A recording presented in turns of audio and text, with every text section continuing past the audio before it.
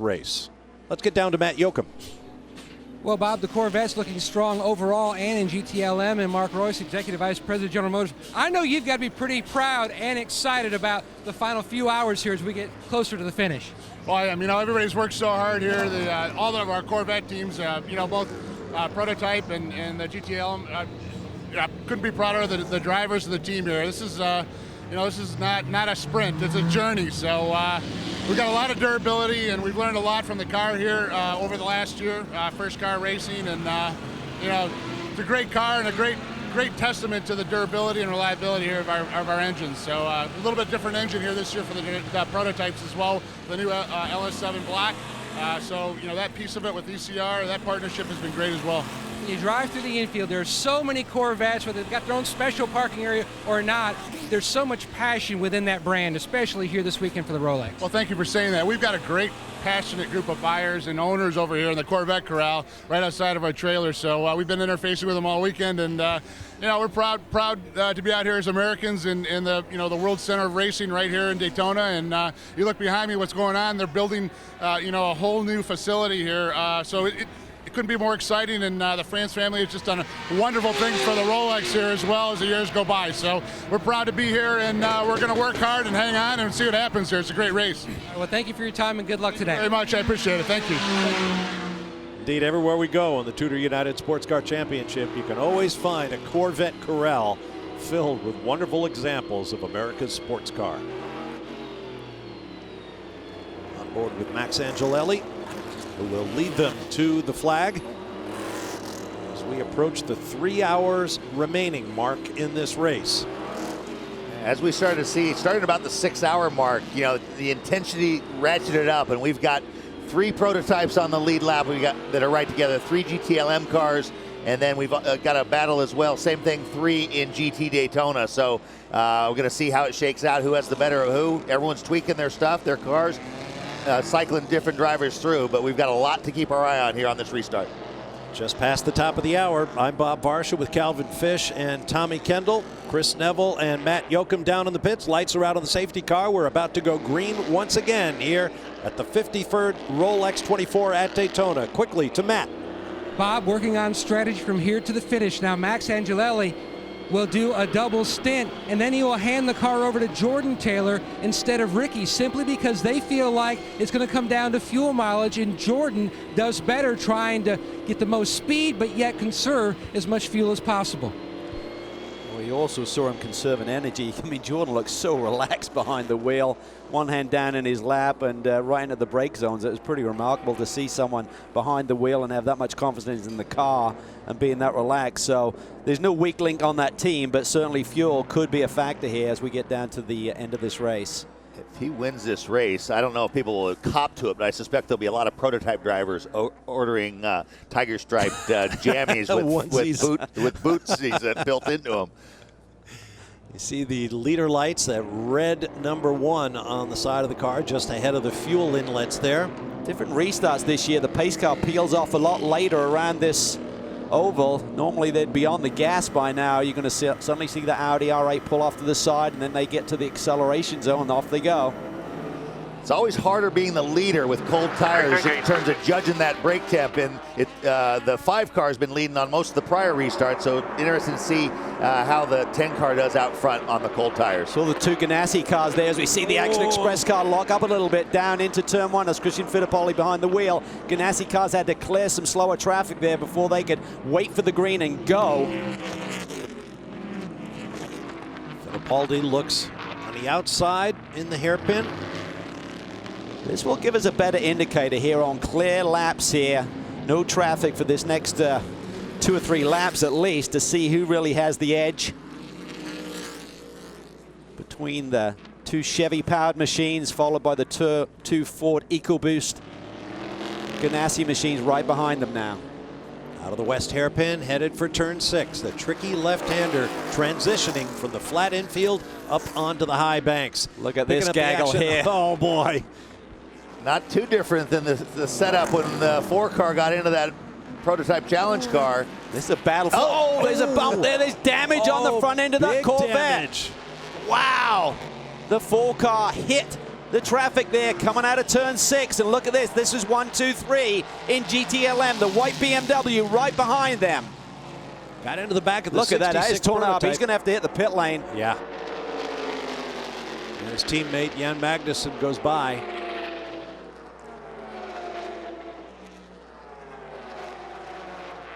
And that's just what happens with multi-class racing. Different drivers behind the wheel. Guys get down forward. Unbelievable.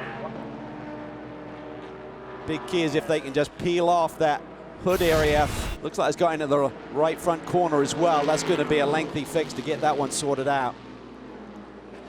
When I say lengthy, I mean I probably won't go down laps. Take a look at it on board, TK.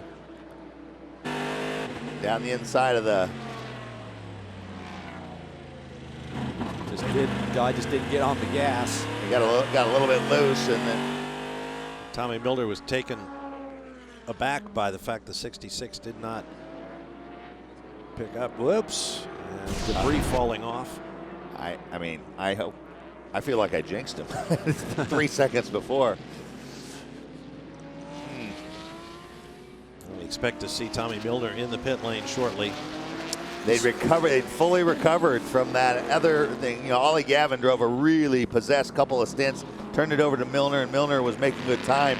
You know, this team, the Fork team in particular, I think has been a little on edge. I saw Ollie Gavin, there's just a sense of purpose last year, them getting blanked in the win column, and it's just like they seem really resolute and fired up, but that was just bad luck, though. I mean, you know, he expected the DP to really get on the gas a little bit sooner, and suddenly he just sat there in the middle of the road and he was just rolling through. I don't think he'd even gone back to gas really, and just got caught out. But they may be waiting a couple of laps to try and get into a fuel window here. They're going to be back timing this race, so that may be feel the car out, see what it's doing, see if that bodywork's get torn up anymore. Maybe we're better just hang out there if we're not losing too much lap time and wait for our regularly scheduled pit stop for fuel to try and fix this and not do an extra stop today.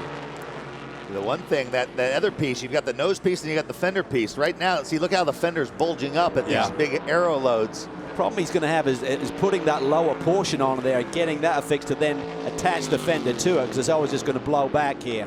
Hits pit lane. We'll see if he damaged the fasteners, which would make things even more difficult. Keep in mind, these top three cars in GTLM, the two Corvettes and Augusto Farfus in the BMW, are 24 laps ahead of the fourth place car in class. The other BMW currently in the hands of John Edwards. So they're fighting over podium positions, essentially. The question is, you want to go for the win, or do you go safe to take the podium? Yeah, this is going to be lengthy blocks going underneath the car. So you've got to tear off the front end of that machine to really get a proper fix done. Matt's there. And they're going to take the hood off. They've got new fenders coming in. They've also got a new nose section coming in. He has shut the car off. Like you mentioned, he's definitely going to be here for quite some time. Chris? Well, Matt, just behind GTLM, we've also got a great battle in GTD, and Shane Van Gisbergen, I think I just killed your last name there, man. You just jumped out of the 22 car, but you guys are really taking it to the Viper right now. But I saw the team looking at the brakes on that 22 on that stop. Yeah, I was really racing him hard. He's got a bit of a speed advantage, but locked the brake into one and got a bad vibration, so pumped a bit of fluid out, but fixed it now and Lee's in, so putting some pressure on. On that lap going back to green there, the 22 all over that Viper. Do you have something for him in the closing hours of this race? It's tough. They got probably a second on us, but if we keep pressuring it, hopefully we can wear them down, but still 3 hours to go. I got to have a break now, then get it until the end, so pretty exciting to be in the running this late, so we'll give it a go. All right, go get some rest. Have a good last run. There is still time. Keep in mind, 3 hours to go.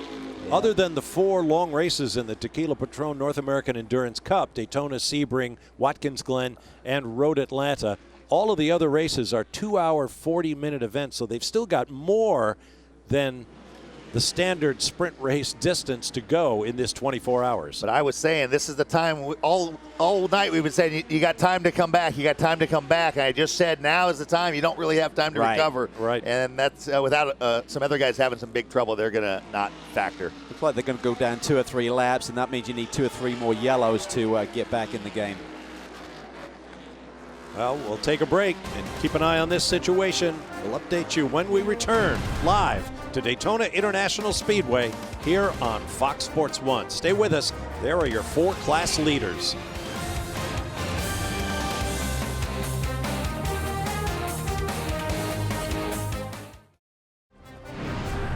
Now there's the number 2 in hours remaining, just under 3 hours total. Seems like only yesterday we started this 53rd edition of the Rolex 24 at Daytona. We continue live here on Fox Sports 1. Back under the green flag, Max Angelelli leads Christian Fittipaldi, Sage Karam, and Scott Dixon in the prototype ranks on board the 10 with Max the Axe. On this restart, TK, he's pulled a couple of seconds, so the 10 car seems to be working really, really well. We're hearing that Sage Karam's reporting that he feels he's a bit quicker than Christian Fittipaldi, who he sits right behind there, about 4/10 off the tail of the number 5 Action Express machine, but he's still wanting a change on the aero so we can maybe attack him on the super speedway a little bit, so we'll see what they do. Meanwhile, work continues on the number 4 car, which is now 4 laps down to the leader, which still is a Corvette, of course, with Jan Magnussen behind the wheel. Farfus sits just 2 seconds off the lead. Remember, BMW just came up shy here last year, being beaten in the final 20 minutes of this race by Porsche, who just hung on. It was a close run thing there. Patrick Pilet behind the wheel for Porsche last year, getting the victory. Oh, there's the debris from that accident with the number 4 Corvette. Yeah, and that's one thing you got to be careful of. I mean, the debris's been out there. The officials will say, well, everyone should have seen it by now, but you suddenly get in the mix, you duck out of traffic, TK, and it's something you need to have registered. Yeah, you forget, and they'll have a debris flag out for a little while, but once everyone's aware it's there, they'll drop that debris flag, and that was a headlight assembly. That's a big piece of stuff. So, you know, we saw, talking about Sage and the 5 car, we saw how long that Zhao was able to hold Jordan behind him. So, you know, track position is becoming quite important as the number 4 heads back out on track. 4 laps down. They're not going to make that up on speed, obviously, so they effectively need 3 or 4 yellows here before the end of this race to get back on the lead lap and maybe in the fight again. There was a Twitter question saying the car seemed to have decent speed. Why fix it? So that's actually a decent question, because the amount of time you were going to lose would not have added up to that in 3 hours. So, oh, here we go. There it is. Sage Karam forces the issue on Christian Fittipaldi and takes that second spot away. The youngster is on it. He asked the team, if I break it, did I buy it? Nope. You just go ahead, use up the car, get the position. Wow. This kid is talented, and he's brave. I love it. Yep, that's you know, we've seen a changing of the guard with the Taylor brothers. You know, first it was Max the Axe, and Jordan was Ricky and Jordan were in support role, and then those tables have flipped. Although I got to say, Max has done an incredible job. But you know, you see the new guard starting to show up, and that happens, and that's exactly why guys like the hot rods, the top guns, saying go go go. Mike O'Gara, team manager for the 01, has been on the radio pumping Sage up, saying go, go, go. They realize, let's go now. Let's have a look at this. Looks Christian sort of like fainted to the side. So said, I'm having some of that.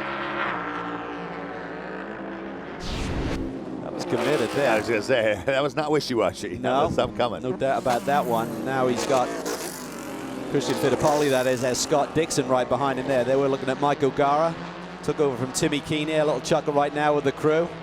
And he likes what he sees. You look at that. We saw the incident with Spengler, and that brake zone's gotten small. So if you're going deep and a guy fades you a little bit, you got to release a little pressure to tip the wheel a little bit. You know, that might be enough. He did a hell of a job not doing what Spengler did there. And now the 5 coming under attack from the other Ganassi car. Yeah, all these guys took 4 tires on the last stop, so there shouldn't be any tire issue in terms of one guy on more used tires. They all pitted around about the same time, so should be an even playing field. Pick up the action in PC. The number 54 from Coar Autosport continues its, well, pretty much its domination of the prototype challenge class. But only about a lap advantage over the number 16 car, currently in the hands of IndyCar experienced driver Martin Plowman. They start the year on a tear, Bob, and looked like they were just going to walk away with the championship, but it seemed like halfway through the season, a lot of the other teams started to catch them up a little bit. And but still, it's all about execution at this race. They are really comfortable with their driver lineup. They said we might not be on the front page of Racer Magazine with some of our guys that we choose, but they are plug and play, and they've got the lap time when we need it. And Mark Wilkins continues to lead. He'll hand over to Colin Brown, I'm sure, to finish this race off. That race is not over in PC either, because third place is another really solid young American driver, Andrew Palmer, who is in the number 52 car. He is on the same lap with Plowman, so any little stumble from 54 and the 2 cars chasing him are going to be right on him. And with this new system of getting laps back, remember when Colin had that third tire go down and had to limp around and said, listen, you got 5 laps in hand. Well, 4 of them are gone. Yep. And there's nothing you can do about it. You're just sitting there. It's like, man, I worked hard to get that advantage, and I just lost one of those laps, and that's the name of the game. And I think what's cool, Tommy, I mean, we've been in cars here where you suddenly have a problem in the early going. It's like, oh, keep digging, keep digging. Well, you need the other guys to hit trouble. Now you keep digging, you know. Get enough yellows, I'm definitely back in this thing. It's inspiration for the guys who have problems early. Yeah, we saw it. The 912 got all of its laps back before it had its trouble. So it does. I mean, I see both sides of it, but this is the new era where people want to see close races, and so this is the nature of it. There's the 4th place car in PC, Stefan Simpson. But like the GTLM class, he is well behind in 4th place. First place in GTD, reigning GTLM Drivers Champion, Kuno Whitmer. Well, and Kuno is just, I mean, he's as nice a guy as you can find, but he really came into his own. I mean, in 13 at Le Mans was where I saw the light go on, and he was the fastest guy in the simulator, and so he did all the setup work for Le Mans on the sim. And then when he got there, it's like the light bulb went on, and he felt like I felt for the first time, I think, like a factory guy that could run with anyone, and the confidence bloomed from there. He's a new father, obviously a big upheaval in this business. You don't have a lot of job security, but you would think after you won one of the toughest classes in the world, you'd continue, but that was not the case, and so he's rebounding here. We're seeing that speed advantage, though, that Shane mentioned. It's playing out to looks like about a second a lap difference in speed. What I love about Kuno is his attitude. He won that championship. You would be thinking, oh, I'd be crying about the fact that I don't have a ride this year. He's taken it in his stride. He's gone out doing his work, leading this race right now, and he just said, I'm looking at the future. I realize it's a minor hiccup, but he has confidence in his abilities, as you said, and I think he's got a great attitude in how he's dealing with the media and how he's dealing with teams about the current situation that he's been put in. You literally can't say anything bad about Kuno. The nastiest thing I can say about him is he has questionable taste in man purses, but I mean that's about his. He's second to Westy, so he's all right. 3rd place car in class, the Ferrari, in the hands of Jeff Siegel. And another close battle. First 2 cars in class in GTD run on the same lap, and this car not far behind. The majority of this driver lineup, of course, won last year with level 5 in that titanic battle that we saw between them and Flying Lizard in the last hour of this race. Back to the number 3 Corvette.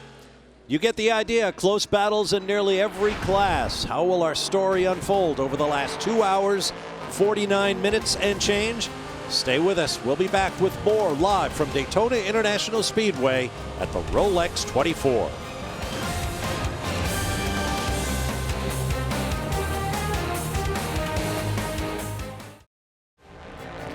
Back live at Daytona, and there's our man Dorsey Schroeder in the number 50 Highway to Help prototype car. Trying to hold on to a top 10 finish, as we heard him say earlier, but you also heard him say he'd talk to us under green. Tommy, why don't we give it a shot? Hey, Dorsey, this is your buddy TK checking in. It looks like you got a little better view than you had last year. How's it going? He's busy right there.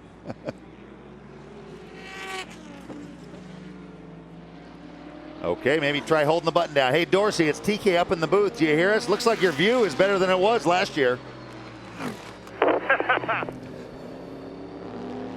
Fortunately, I seem to have a Seven-cylinder car. Oops.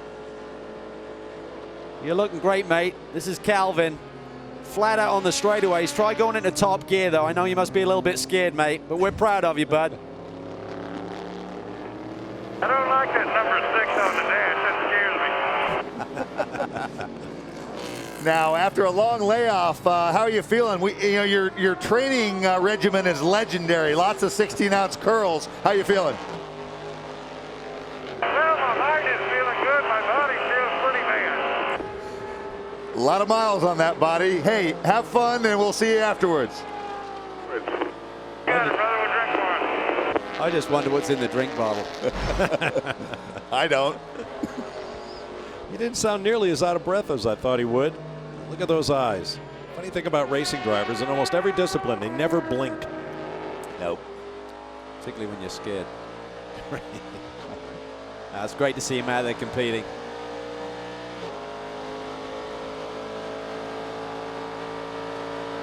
Got a nice big piece of racetrack all to himself. That'll help.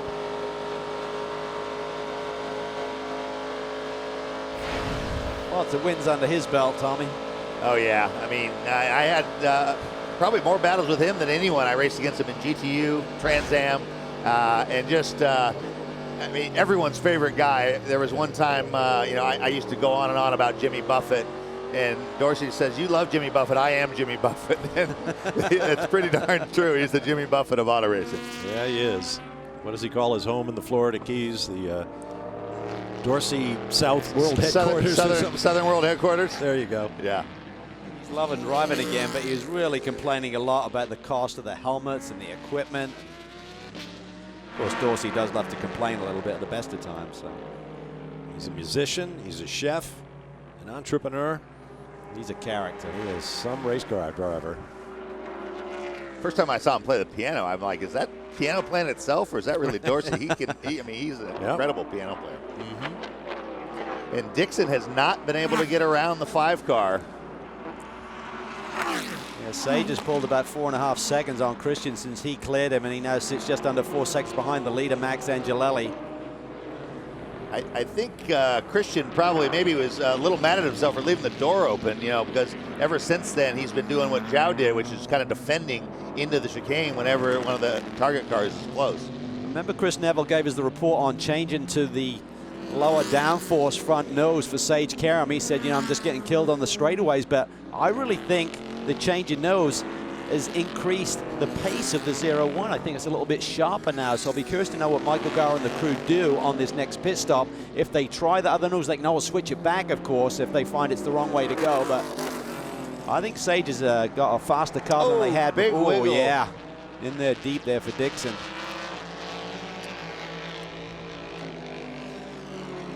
And I tell you what, if he's fighting the car, you're suddenly doing 3.5 hours, and if the car's not working quite as well as it was earlier, suddenly that decision to put him in so early, certainly within the rules, there's been a lot of talk on Twitter that he's going to exceed the drive limitation. That is not the case. You're allowed to do no more than 4 hours in 6 or 14 hours total during the race. He's certainly not approaching the 14-hour mark, even finishing off this race, and he went in with 3 hours and 31 minutes to go. Yeah, he's in good shape on that score.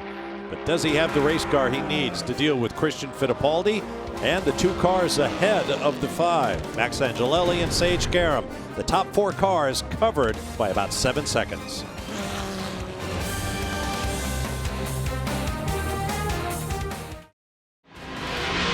Welcome back to the 53rd running of the 24 hours of Daytona. We are expecting the race leaders to pit this lap. But while we have a second, we're going to take a minute and catch up with an ambassador for the sport now with Audi. It's Alan McNish. Alan, you did nearly 20 24-hour races yourself, but now sitting back and watching, how different is this for you? Well, it's much more restful. You know, last night was probably the most comfortable night I've ever had at the Daytona 24 hours. But you still get into it. You know, I threw the green flag at the beginning, and to see the cars thunder past was fantastic. So I've got to say that there's little shivers up my spine at the time. And, you know, being a driver, I think you always look it in the way of a driver. That never will change. It just means that all of these guys sitting up there, they're the ones that have to do the hard work, not me. I've still seen you at the racetrack in your retirement. What else are you doing? Very busy, actually, because with Audi, there's a lot of ambassadorial marketing work and things like that. And here for that, Audi of America, and Audi is a big market in the US. But as well as that, I do some of your work. I do the commentary for Formula One for BBC, British television. And there's a couple of drivers I try and give it a little bit of guidance. So there's enough to keep me awake and keep me going.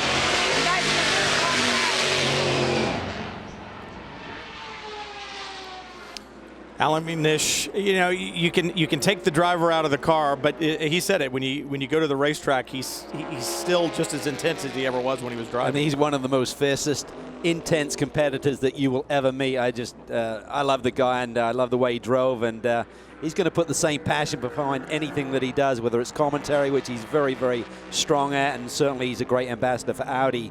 I mean, he's a character, and to be talking to guests and partners for them must be superb for them to have him on board. He's the perfect guy. I mean, and the history it doesn't get any better than that. While we're gone, the 10 came to pit road and on board the 48 right now. Rene Rast, currently 6th in GTD. Rast, somebody who knows the Audi R8 platform well. And this team, we talked about it yesterday, really coming alive at the end of last year. And you look at the team going forward. Bryce Miller's going to step out and run only the Enduros, and Christopher Haase and Dion von Moltke will spend the rest of the season in all the sprint races behind the wheel of the 48. Bryce will join him for the endurance events, but this is going to be a strong team. It's going to be a force to be reckoned with. As you see the difference in speed between a prototype challenge and a GT Daytona car, I'm not exactly sure what the little move was there, but it was a bit strange. But you brought up a great point. I mean, Dion von Moltke being a silver driver in the Pro-Am categories, the two cars that we're looking at right now, the PC machine and the GTD category.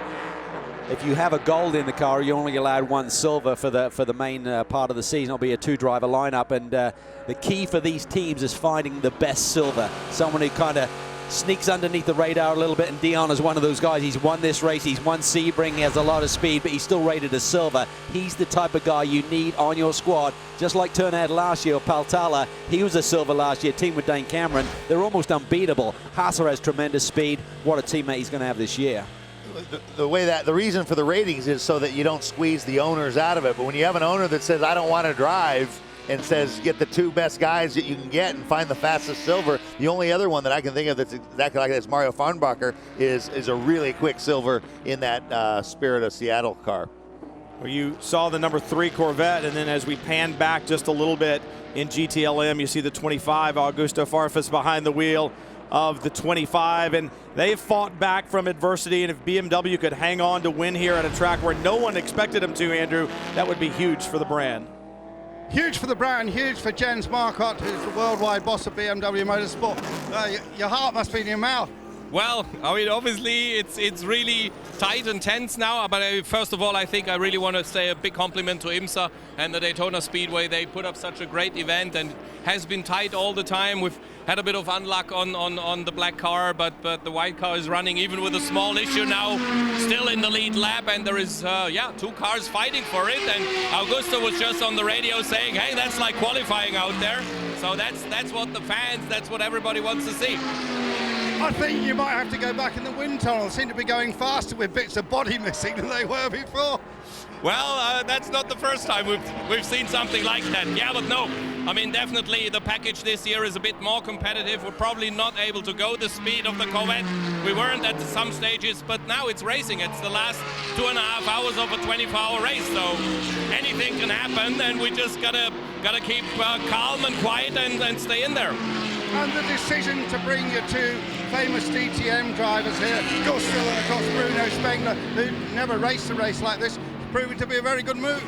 Well, I mean, we looked at it over the winter, and we clearly said it's such a high level here, the competition, that you have to bring the best you have, and that's what we did. That's what we tried to do with the whole team.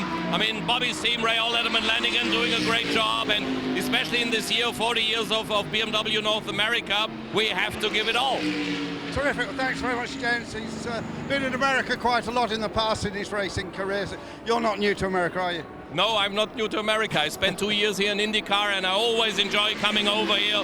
It's just really spectacular, and that kind of weather at that time of the year is just fantastic. Great team boss. Over to you, Jamie. The number 02, Scott Dixon, behind the wheel, is making their scheduled pit stop. Dixon will stay in the car. The team did take this opportunity to give him a fresh drink bottle, as well as new Continental tires, a full tank of fuel. They ripped off the windscreen, full service, and he leaves pit lane. It's going to be a monster stint for Scott Dixon. You know, when you talk about BMW, I shouldn't say a track where no one expected him to. They finished second last year, but they haven't had the overall speed down the straightaways. They seem to have found that a bit a bit this year, and they're doing what you have to do, and that's soldiering on. We now have 2 hours, 32 minutes to go, so just a little bit less than a normal sprint race in the TUDOR United SportsCar Series. So it's time to go, and I look at the 0-2. It's Scott Dixon, like I said, a monster stint. He's going to do an entire sprint race and more to the checkered flag.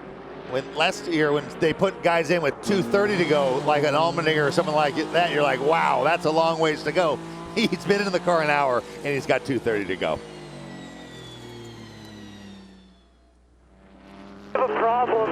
I think the clutch is slipping. Or just keep going. We're okay. Sage Karam, he'll feel it coming off of corners. It'll feel like somebody's pushing down on literally on the clutch pedal. It won't have the drive off the corner. It's not what you want to feel at this stage of the going. All that pounding over the curbs into the bus stop and such, it can have an effect on the drive lines in these cars. So Sage Karam right now, he's got his hands full. Max Angelelli, he's trying to move forward. And for Scott Dixon, can he and his Ganassi teammates win another Rolex here at Daytona?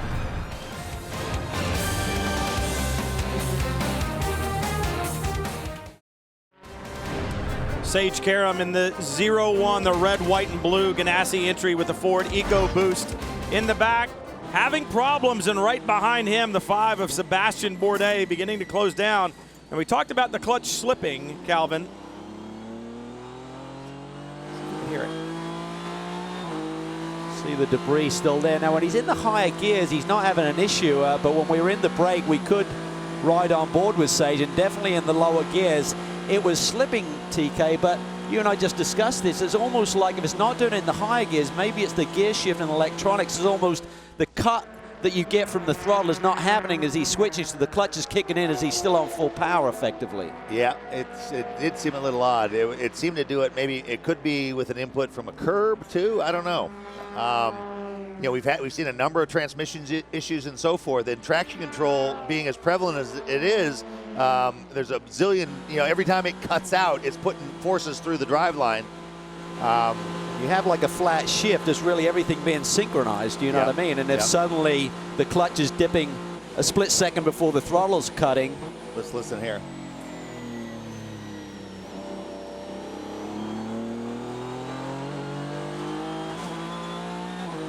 See, they've asked him to stop using first gear. Typically, 6-speed gearbox, they're going to use first through these hairpins, and Michael Garrett got on the radio and said, just use second through 6.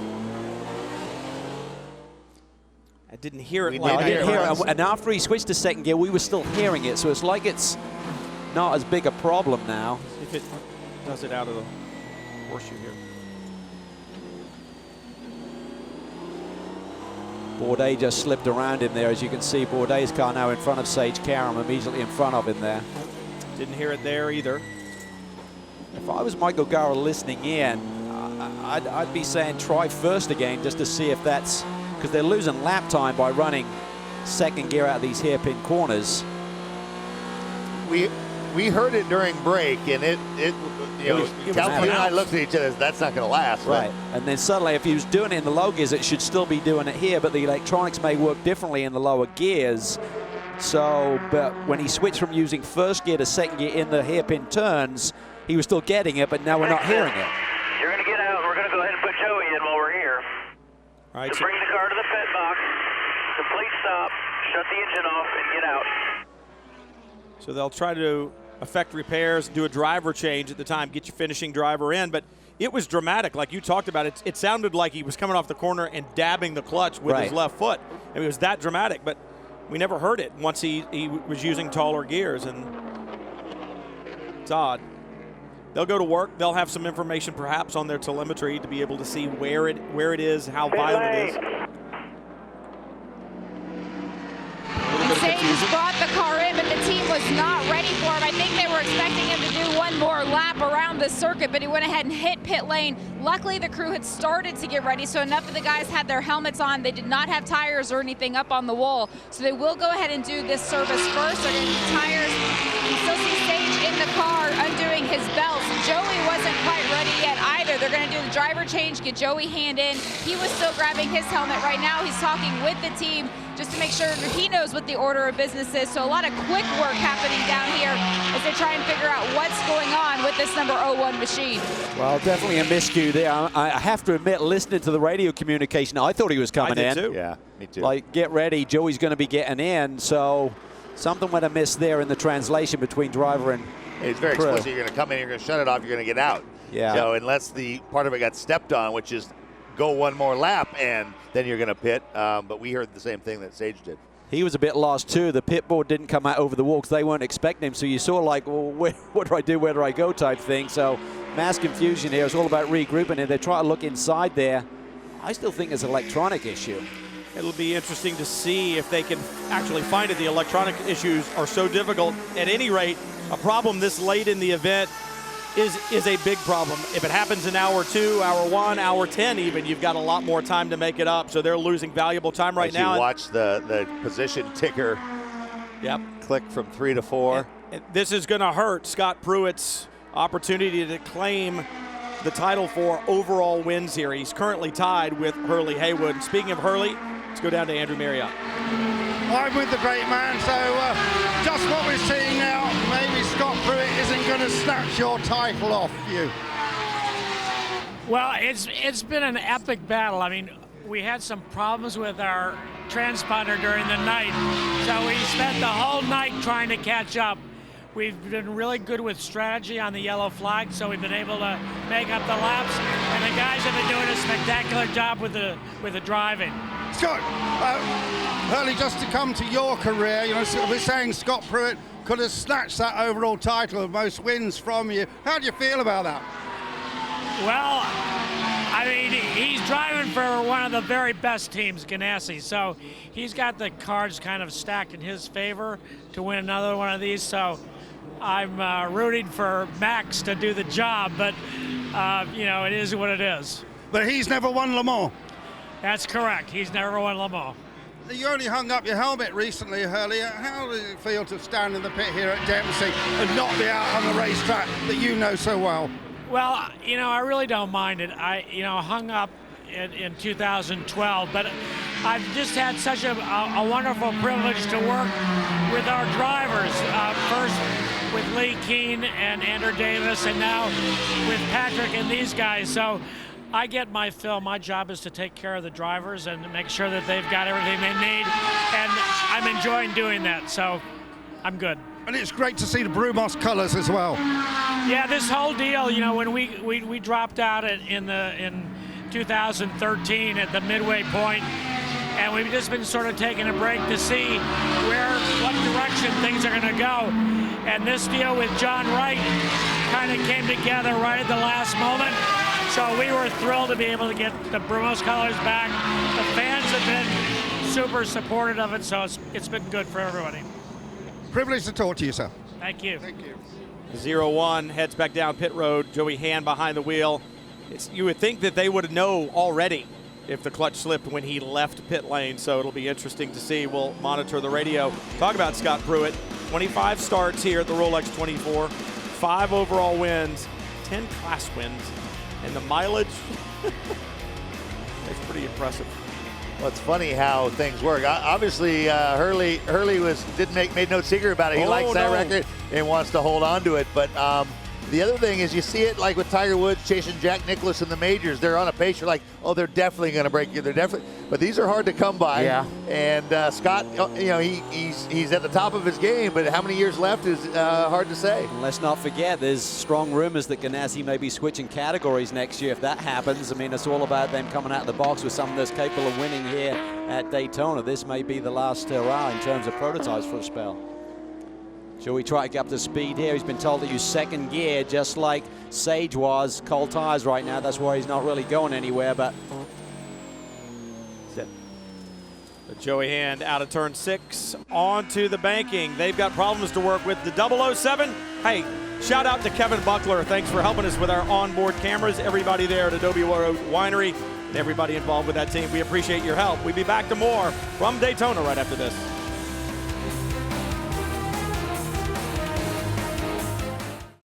The Rolex 24 kicks off the racing season here in North America, and that means NASCAR is just around the corner. So you got NASCAR Race Hub. It's going to be airing nightly this week. Adam Alexander, Danielle Trotta, They'll bring you all the information that is NASCAR right here on Fox nightly, 6 p.m. Eastern Time. Make sure you catch it right here on Fox Sports 1.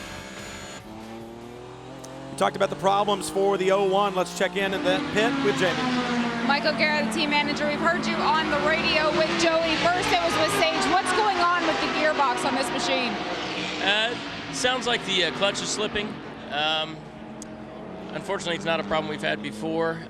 It's just so many miles here, so many hard miles, and running as hard as we have been all night. The clutch is starting to slip. We tried one fix there, and not sure it's going to work.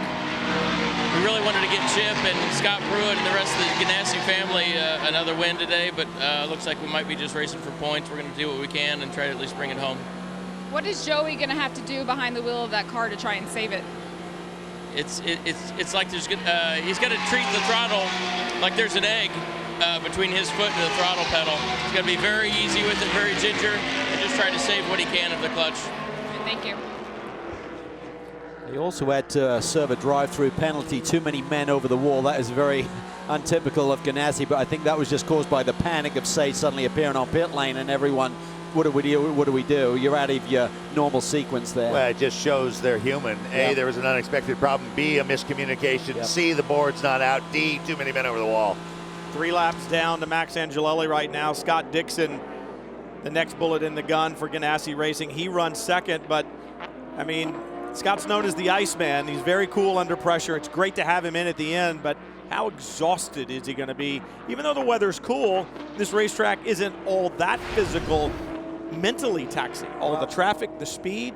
I think the key is how comfortable the car is. I mean, the car was working very, very well. I haven't seen via the lap time the same comfort factor for this 02. So if he's fighting the car a little bit more, suddenly you're quadruple stinting or more, that becomes an issue.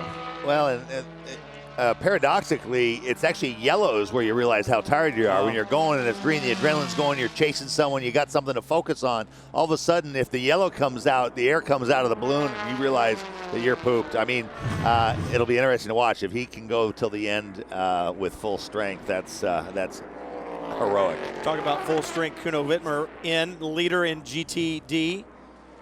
That beautiful Dodge Viper, and we talked about Kuno earlier. There's going to be a driver change. I believe that's Dom getting in. Dominic Farnbacher will finish. I would suspect 2 hours and 13 minutes left to go, and there's another young man that's a pretty impressive guy, Dominic Farnbacher, an absolute hoot to be around. Now the 22 comes to the marks. Lee Keene hands over to Andrew Davis, I believe, was climbing in. I think I recognized his helmet. These guys fighting hard. You saw the Viper hit pit lane first, and these guys are chasing them. That's 1-2 we're looking at right now. Viper held first spot when they came into pit lane, where the tech car was running second. You talk about chemistry in the car, and I know Lee Keene was saying it was great to have Andrew Davis back with him. They've got good chemistry. They've won championships together in 2011. So, and Tommy, you could talk about it. You got to like the person. You got to trust the person. You have to believe them. And you got to have similar driving styles if you're going to get the job done. And I think Andrew Davis slides nicely into that. A little bit of a problem getting away from the stop. It looked like before that, it looked like a pretty good stop for them. I thought they had maybe closed in a little bit. Now you see Andrew, tightening his belts, going out pit lane. We saw that big crash at Petit Le Mans that affected so many of the GTLM front runners, and there was talk about, are you going to put it in a rule? And the way it says it's the driver's responsibility to fasten the belt before he leaves, but they were not going to. They said it's hard to police, so we don't want to penalize guys that have in-car cameras over ones that don't. So basically, if they're similar to the pit exit, if there's an incident in the pit lane, it's gonna all be on you. So you better not have an incident. The rule says tighten, but they said they're loosening the rule. Well, they don't want to get into that enforcement issue. So pretty soon, no one would carry an in-car camera for you if you're going to start using that against them. See the 24 GTLM BMW as well as the Porsche coming up behind, different classes there, and the GTD car you saw to the outside. Gearbox problems, clutch problems, they don't often fix themselves. In fact, I don't know that one ever has. And now talk on the radio is that second gear is becoming a problem for the 01 and Joey Hand. Right on board the 911. You say they don't fix themselves. That's what's amazing, both in F1 now with the amount of management from the pits and the electronics. in a weird way, they often can make adjustments if it is soft floor, if it is so forth. But in the old days, they never fix themselves. Clearly, this one doesn't look like it's going to. Yeah, losing a ton of lap time right now. 46s, 48s for Joey Hand, so he's just going to backpedal down through this field right now. So just trying to keep you updated here. It's also, when it hits the torque band, it still wants to flip the clutch, even in third gear only. Yeah, I see that. Okay, stand by. Just you can use a second. Just try to be as easy as you can right now. Just do some laps, and out of everybody's way, and we're going to come up with a solution here. Copy that. I'll be here. This wasn't the final couple of hours that Joey Hand was looking forward to at the end of this race. He thought he was going to be in a battle for a win here today, but right now it's all about the big picture, as Michael Giles said, try and gain as many points as a championship season as well. Win is out of the question now for these guys today, but now how many points can you score in the season-long battle? Well, you could just hear the professionalism in his voice. Okay, I'll be here. Back in GT Daytona, Andrew Davis now behind the wheel of the 22 WeatherTech Porsche. Jamie? And when Lee King got out of the car, he said that they don't quite have the pace. But Alex Job, what did these drivers need to do in order to bring the car home on the top step of the podium? Well, got to find some more speed in the car right now. We can't run with a Viper. We're going to run as hard as we can without destroying the car. But there's just no way to keep the pace of the Viper right now. The Viper has to have a problem. You've been involved in motorsports for so long, so many of these Rolex 24 races. What is it that keeps you interested in the sport and coming back?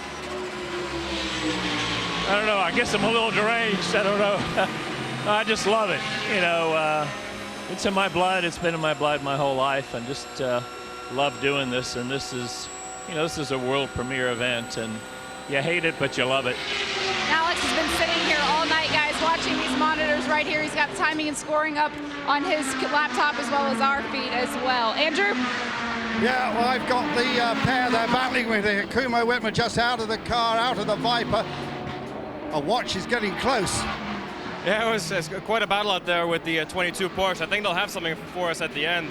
They seem to have some pretty good straight line speed and a pretty good strategy, but I mean, I'm pretty confident what we have back here with the TI Automotive Viper. I mean, they've been just on key, on point. The team has been incredible. Hats off to the crew. They're the ones not sleeping. We at least get a little bit of rest, but I think, I think we're going to stay with our young Cameron here and Dominic in the car right now and Al Carter. We really put a good team together, and again, it's hats off to the team, but there's still a lot of racing left. Is it a different technique to driving the GTLM car, which you won the championship last year? Definitely, it's a completely different car. I mean, the characteristics are the same. They look kind of the same from the outside, but already just talking tire differences, Continental versus Michelin is two completely different companies. So it requires a little bit of a different strategy, no traction control, so it gets you back to your old school days, which is fun. Well, here's a man who's used to driving an old school car. Racing, of course, in the Trans Am, making your debut in this series. Cameron, you've been doing a great job here. Enjoying it? Yeah, it's been great. All the Riley guys in Automotive have given me this awesome chance to come run with the Viper. And, really made me feel at home here, and it's been a lot of fun. The car's been really good all weekend, all roar. So I've just been enjoying myself and letting these guys do all the grunt work. Excellent. Well done, Cameron Lawrence. Well, Cameron certainly got our attention last year, TK, when he burst onto the scene in our paddock, but you've raced alongside him in Trans Am. What are your thoughts on the kid? He's impressive, and he's, I mean, the whole family's involved. His dad is there, his brother, his mom, and so he's a really likable kid, well-mannered, polite, not brash, so it's really cool, and he wants this so bad. I mean, it reminds me of when we were young, and that's all you thought about 24/7, and so, I mean, this is just a massive opportunity for him, and so, I mean, to think to win, not just your first Rolex, this is his first race at this level, period. Yeah. Back-to-back championships in the Trans Am TA2 category for Cameron Lawrence. He's going to see if he can add a Rolex to his wrist this weekend here at the 53rd running of the Rolex 24 at Daytona. Max Angelelli still on point.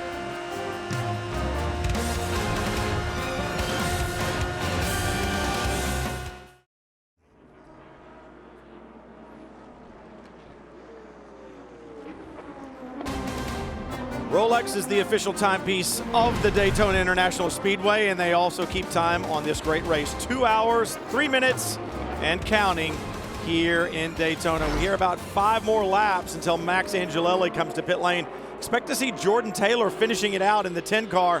And for 23-year-old Jordan Taylor, not only does he have a potential win in the Rolex 24 in front of him at the end of his stints, if he can do the job, he's going to have to fight off some pretty impressive customers behind him. Scott Dixon, 3 IndyCar championships, an Indy 500 victory. Sebastian Bourdais with his handful of IndyCar championships, Formula One experience. If he can do that, and I know that's a long way away, it's one thing to win this race, but to best drivers like that. I think we've seen him be up to that task before. Remember absolutely. At the end of 2013 when they went on a tear, winning 3 straight to clinch the championship. I think it was Kansas, where he's in a shootout with Scott Pruitt, and that was coming of age. I mean, he was up to the task. The pressure was on him, and he was faultless that day. So I don't think pressure gets to Jordan Taylor. He's really comfortable in his own skin, and he's certainly very comfortable behind the wheel. I think it puts another period on your career. It puts another star, another asterisk, if you will, though, when you can not only win this race, but best the drivers that he will have to best if indeed that he does it. I don't think the pressure will get to him, but to win it and say who you beat makes it even that much sweeter. Well, and that like you said, that 13 race, and just on pressure on restarts and Gap and Pruitt on every one of those restarts. There goes 0-1 behind the wall. Wow, it will not be this year. Just huge disappointment. Think about this. If this problem had happened, we talked about this, if it had happened in hour 1, hour 2, hour 5, even hour 10 or 12, the opportunities to get those lap backs and crawl your way back up to the front, it was there. We've seen other cars do it during this event, but at this stage of the game, time is running out. Yeah, and they could drop as much with a couple hours to go as about 60 laps potentially for the rest of the field to complete. So if you drop back down the scoring, unless they get him back out there quickly, he could drop as far back as about 7th, just shy of our Dorsey Schroeder, who currently runs in the 8th spot. Dorsey's too many laps behind to make that difference up. So it's all about really just damage control at this point. Thinking of the championship, everyone thinks this car is a great shot at the championship. They've certainly shown speed here today, TK, and formidable lineup for the rest of the year. They just got to try and get the car out there as quickly as they can.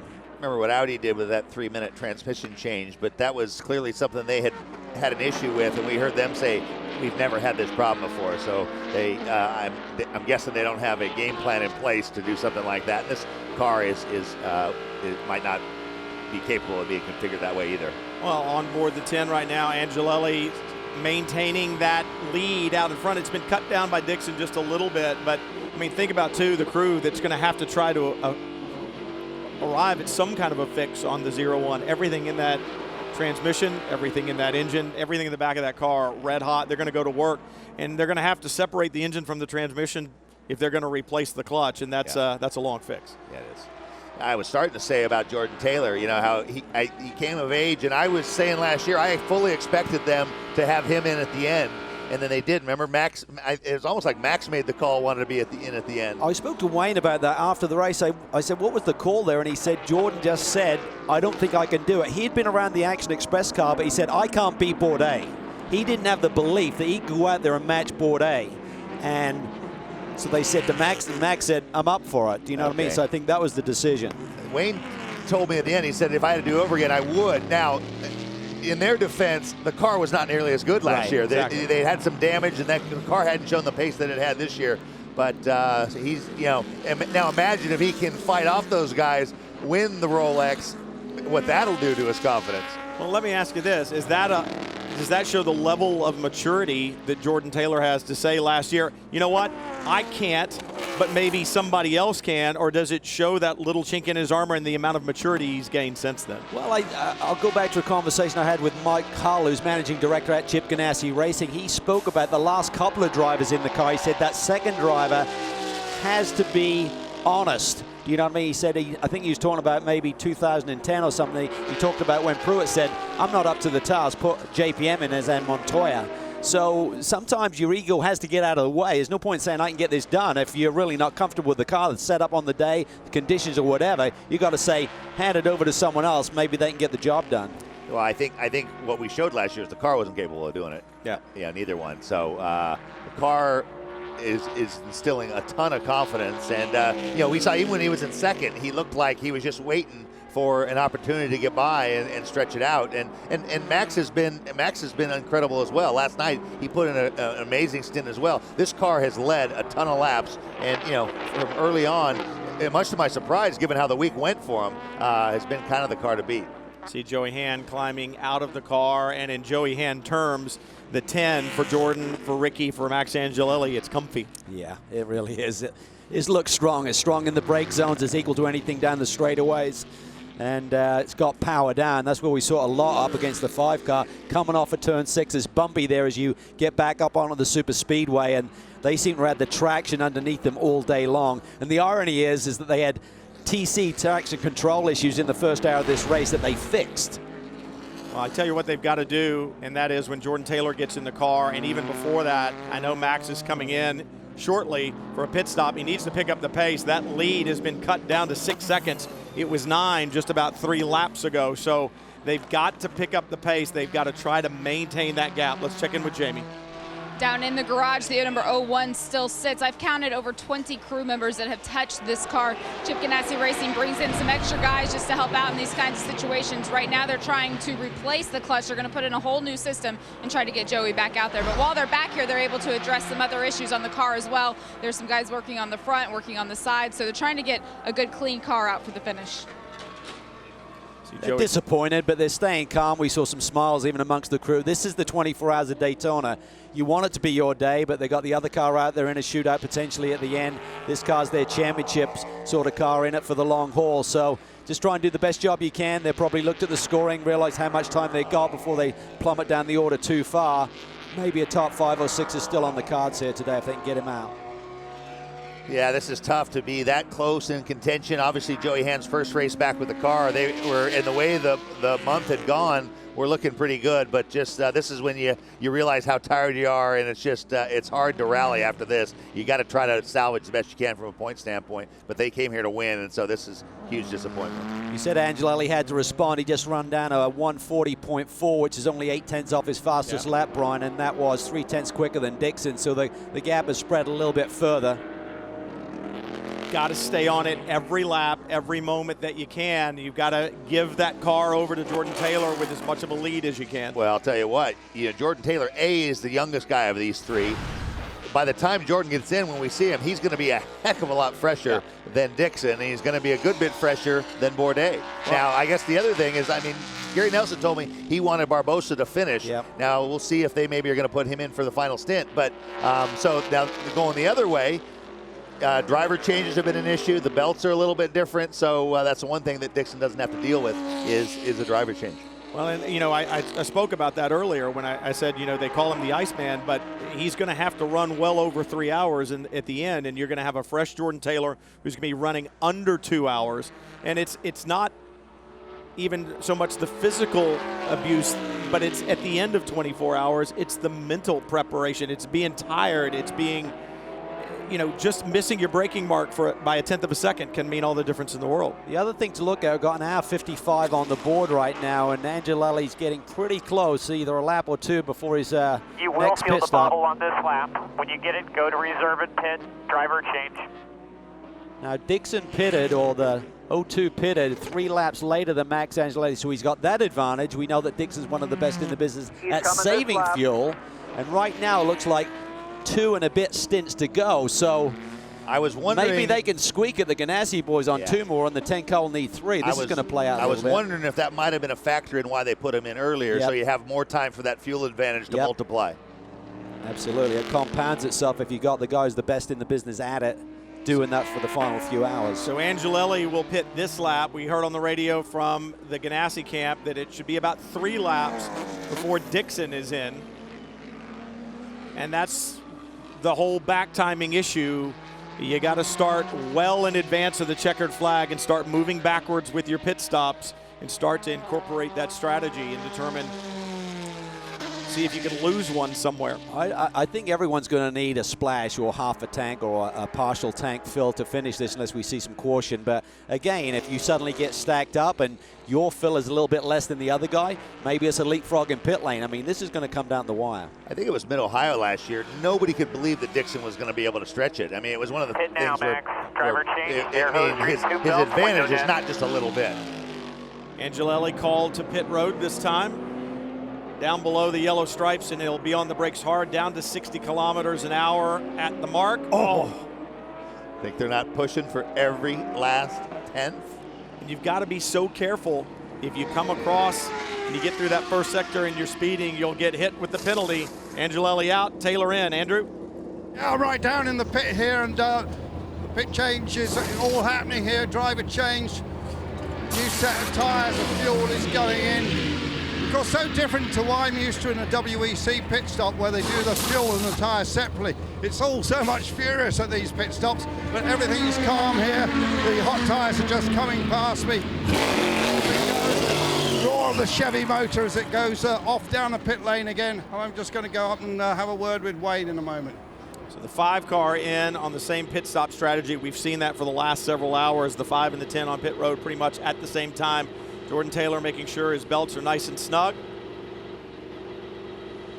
Getting his office set up for the final sprint. 1 hour, 52 minutes to go here in the Rolex 24. That's how you get to pit lane as quickly as you can, leaving nothing on the table. We'll be right back.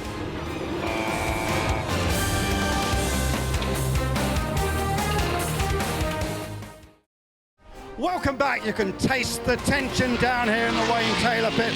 Wayne, 10 years ago you won it. Last year was second, and you're oh so close. I know the last 2 years we finished second by less than 2 seconds. But you know what? We're up against the best here with Ganassi, and you can do all the calculations that you want, but those guys always seem to have something up their pocket. So, you know, we're just going to do what we can do best. Last year we wanted Jordan to finish the race because he was pretty good on the fuel. He decided it was too early for him to do that. So this year we've given him the job. And I think he's up to it. So now we just got to see what shakes out with how much Scott Dixon's got left. And of course, another yellow could change everything. Oh, it would dramatically change things. It would put us in a really good position. We'll keep our fingers crossed. Thanks a lot. Now, here's going to be the key. Dixon just ran 2 laps on hot tires while Jordan was on a new set of tires. It's going to be really close on pit exits. Even if Dixon comes out in front, I suspect Jordan will be able to get around him, but it will definitely have closed things up. Really close as now the Ganassi boys go to work. Jamie? And Dixon will stay in the car or the cycle as well. The team, they are putting 4 new Continental tires on. These are not scrubbed. They still have the stickers on them, so it is going to take them a couple laps to come up to temperature. Fuel still going into this car. But I tell you, these guys are so orchestrated. They make it look so easy. When you stand down here, it seems like it would just be complete chaos, but it's not at all. It's so choreographed, already down and underway. This is going to be interesting, because I've got a feeling that Dixon has a chance here of maybe getting out on track in front of Jordan, but Jordan's got hot rubber. Dixon does not. Let's see how it pans out. Jordan's on the speedway, as you say. Dixie come down pit lane. 2 full fuel runs is just shy of an hour 30, so they're well outside that window. About 20 minute shows, about half a fuel load. Here we see it there. The start finish. Taylor up at the top of the screen in the black Traffic prototype. ahead. He's coming into turn 1. Flying Lizard guys there, done a nice recovery job there. Now up into the top 10. Here's Dixon. I think he's going to maybe just sneak it. He's going to sneak out just in front, and Jordan Taylor's going to have to get past the GTD car. Here he comes. He dives it to the inside. Well, and Dixon, there's nothing he can do. Nice job. Keep pushing here. Keep pushing. We need to build this gap. Push, push, push. It's exactly what he needs to do. Make time right now before those Continental tires on Scott Dixon's. Look how tough it is. He wanted to get inside that GTD car, Brian, but he had no temperature in those Continental tires. He had to tread carefully, TK. Oh, and the GTD car right behind him, and he's slipping and sliding. And if you're that driver of the 45, you don't want to get involved with this. You know that these guys are battling for the lead.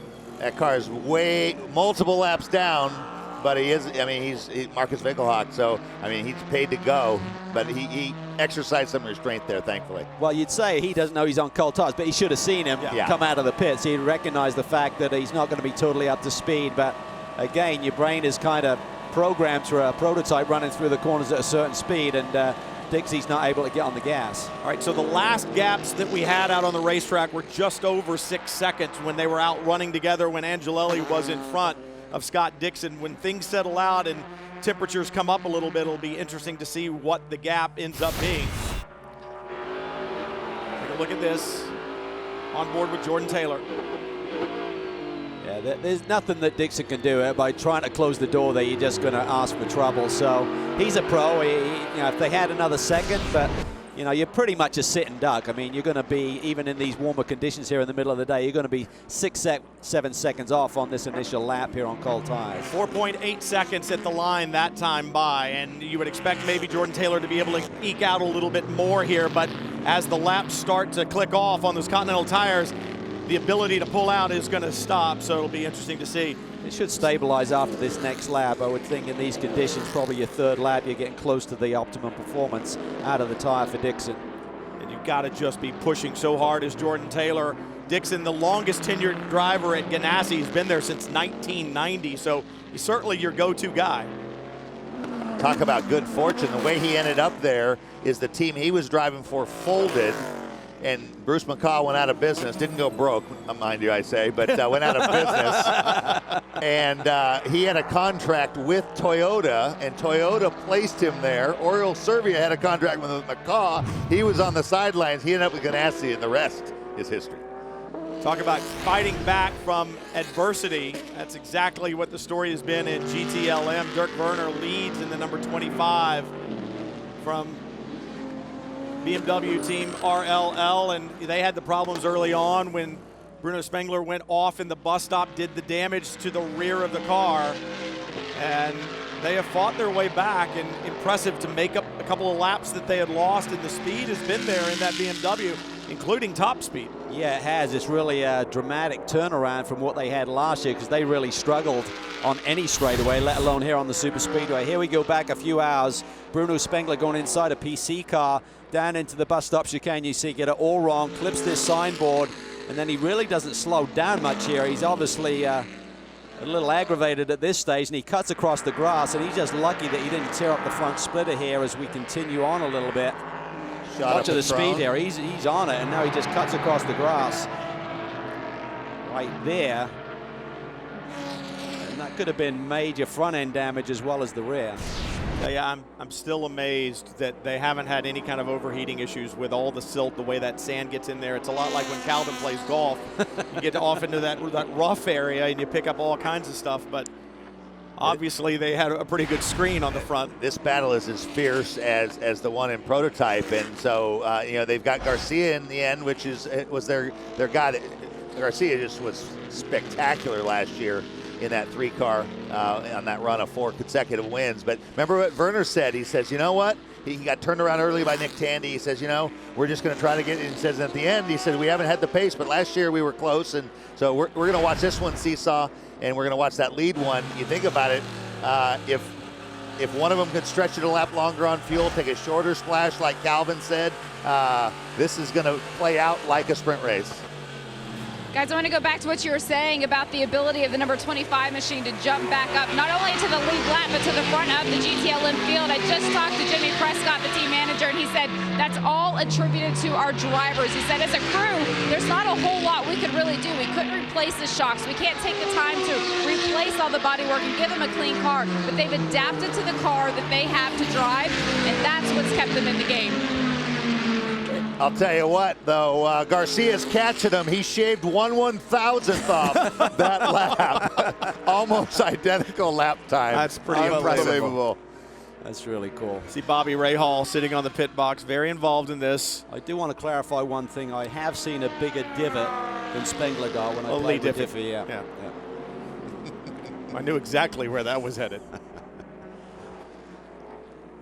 BMW running so well and trying to improve from where they were last year. I think the adjustment of performance has paid off for them, like you said. But as Jamie just said, as a driver, you're not going to have a perfect car in this race towards the end. There's just no way.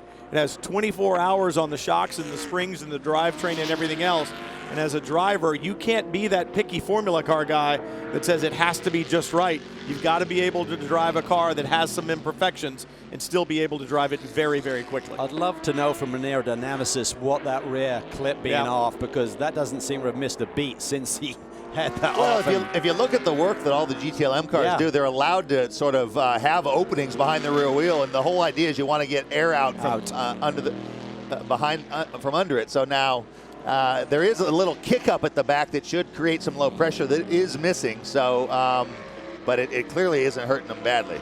So if you're the aerodynamicist who designs all those parts, are you worried about your job now? Because obviously they're not necessary. A cynic would say that was made to break away. Yeah, absolutely. Jordan Taylor in control right now at Daytona. We'll be back.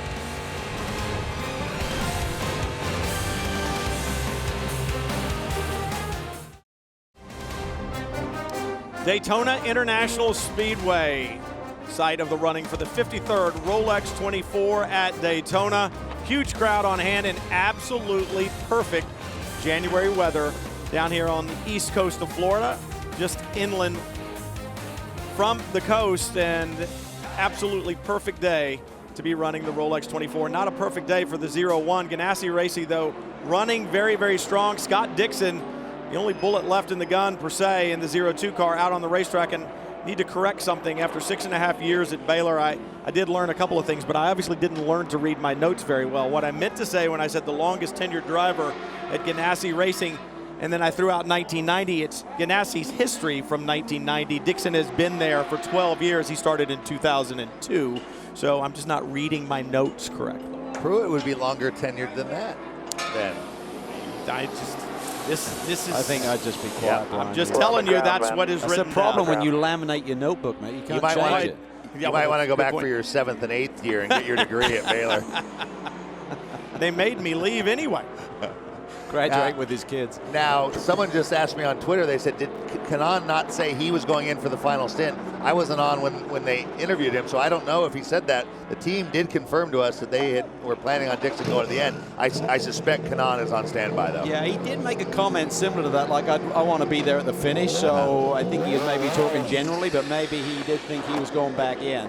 The 01 out of the garage, engine fired, Joey Hand strapped back in, and that clutch works. Well, I think it's got a slightly different bite point or something. Joey's trying to adjust to that right now. They're in a fight right now with the number 31. Just moved into the 5th spot, so they are now 2 laps up. It will actually be 1 lap when Joey crosses the stripe here.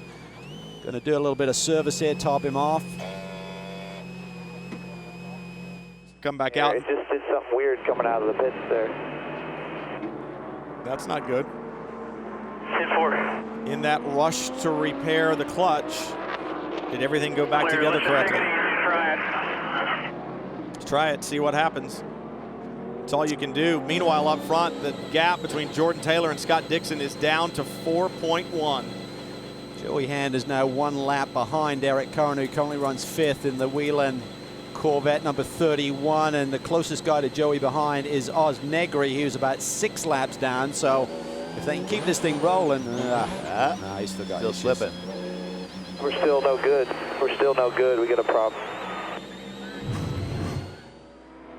It's interesting. 25 in the pits. That's the leader in GTLM. Dirk Werner behind the wheel. Jamie? Dirk Werner will stay behind the wheel. The Michelin engineer was just over at this team the last 30 seconds, adjusting the tire pressures, making sure they're going to get the optimum performance out of this machine as we get to the closing stages. And that's how quickly things happen, because that's how quickly things change. I mean, literally, he just changed them. Now the tires are going onto the machine. They're going to fill it up with fuel. Very clean pit stop for a very dirty race car. You can see the damage on it. It's been in battle for 22 hours now. These guys are there holding on. They came in as the class leaders. Problems on the rear, Jamie. First of all, the right rear wouldn't come off, then the left rear wouldn't go on, and now Werner has got the car in drive. Hit the brakes. Stop. The clutch out. Put the clutch in. Yeah, now that was just spinning on the stub there. He couldn't get it seated well. The right rear had a hard time coming off. The left rear had a hard time going on. We talk about the wear and tear that's put on these cars. The hubs grow, they get hot. Everything changes in the back every pit stop, and that's going to cost them. See, what happened there is that he was probably selecting first. You used to have to turn the engine off. New for Tudor is you're allowed to leave the engine on. And so once it got spinning, even though he got the spindle stopped, it wasn't on the peg. All that inertia. So going. even though the brake rotor and hub assembly was stopped, it was just spinning on the lead-in. And this is, it's a game of inches. And like I said, everyone's tired. Crew guys, drivers, etc. And we've seen some mistakes from Ganassi. A small mistake there. Car is tired too. That right rear did not want to come off, so some sort of hang up there. So they only had about a 3-second lead, so we'll have to wait and see what the Corvette does on their stop. 0-1 will head straight back to the garage, and the number 3 of Antonio Garcia goes straight to first in GTLM. Interesting to see where this settles down once everything kind of gets back up to temperature out on the racetrack, what kind of loss that tire created. I think Garcia should be in on this lap, or if not the next. So if they have a good clean pit stop, they could leapfrog ahead of the BMW. The BMW had to have lost at least 5 seconds there with that hiccup. At least. And this is the kind of stuff that happens after the 21-hour mark. And so there's a bunch of firsts. Ganassi's never seen that problem before.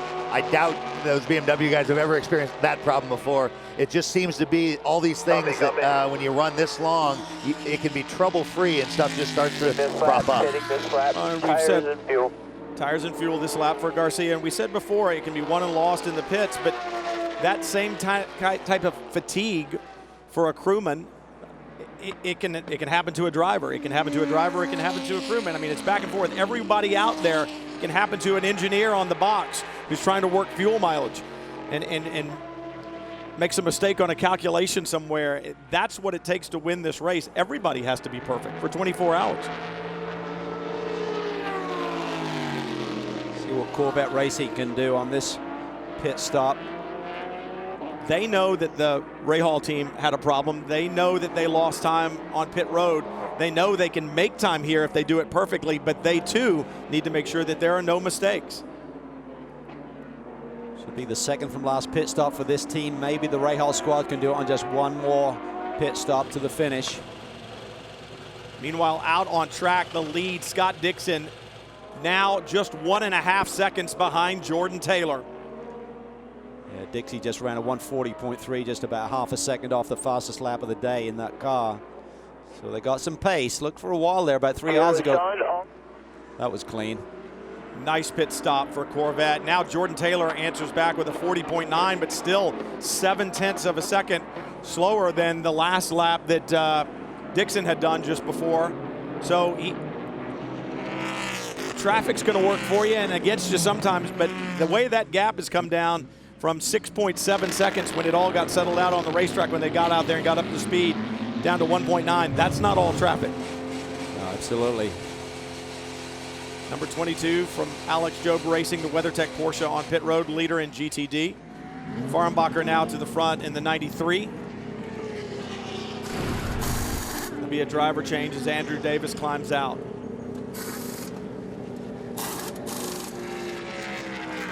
Shane Van Gisbergen getting back in. Give me a chance to unbutcher his name. You got a long time to do it. 16 hours of coverage. There's time in there. Gisbergen. Yeah. He had sponsorship from McDonald's for a while there. You see the 93 of Dominic That is the Farnbacher. glorious sound there of a Porsche flat six accelerating down the pit lane. I'm going to hop over the Alex Job pit wall here. As Shane goes back. He's done a great job, the Aussie V8 runner-up in the championship, though of course he's a Kiwi. But there's no Australians in this race, I don't think, which is rather strange. But let me pop over the pit wall, see if I can get an interview here. You see what he did there? He just grabbed a handful of wheel in a straight line before that pit exit kink. Yep. First guy I ever saw do that was Montoya when he was in IndyCar. The Audi guys used to do it back in the P1 days in ALMS. They used to literally down into turn 5 at Road Atlanta just go hard lock and drive and grind those fronts to try and generate some tire temp. got to get the compound up to temperature so that it gains grip, but you have to get the pressures up to temperature as well. The sidewall of the tire is a spring, and it's designed to run at a certain spring rate. That spring rate comes with tire pressure, so you're looking for the pressure and you're looking for temperatures, more problems for the 009. It's always in that exact Yeah, corner. his favorite corner. There, okay, he's going. With that 22 WeatherTech car, it's nice to see 3 of the 4 guys are proper size. Calvin and I don't think that's funny. Yeah. If I sat on your shoulders, we'd match. 2 class leaders. Oh. It is not over until it's over, and I mean, you got to be careful out there, guys. That was close through the kink. That's the 54 Prototype Challenge leader, and the leader in GTD, the 93 Viper. So you got to play nice with each other for 24 hours. Any little mistake can cost you your dream of leaving Florida with a brand new Rolex Daytona on your wrist. Jordan Taylor out in front.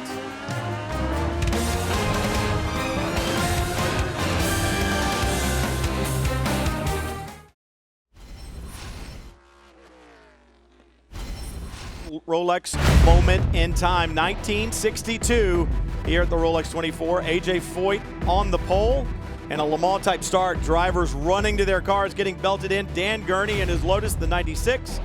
Famous for the finish because at the checkered flag, he uses that 18-degree banking here on the speedway and lets it roll across the line. Things look a little bit different. Big Bill France in there. Daytona, 1962. Some pretty notable winners here over the past. Dan Gurney, Mark Donohue. Look down that list. It's a who's who of motorsports. I'd say sports car racing, but motorsports in general. And pretty impressive. It's always great to be a part of this event every year. You feel like you're in a pretty special place, and the history here is just absolutely amazing. And it's great to see the drivers literally come from all around the world. Formula One, IndyCar, NASCAR, sports cars, you name it. And everybody wants to run here. Everybody wants to win here. Everybody wants to add it to their resume. I saw a little bit earlier tweets from guys saying, hey, I want to be there, I want to be there, I want to be there. And it's one of those things that you put it on your list, and hopefully more than once. And Rolex's involvement has just solidified that. The watch has become a symbol, you know, and like you said, you could buy the watch, but everyone wants to win the watch. And so I think Rolex has just extended for a couple more years. So it's really, and the way the racing has evolved into these battles that we're seeing, the you know, long periods of green flag and still leaders separated by tenths of a second, you know.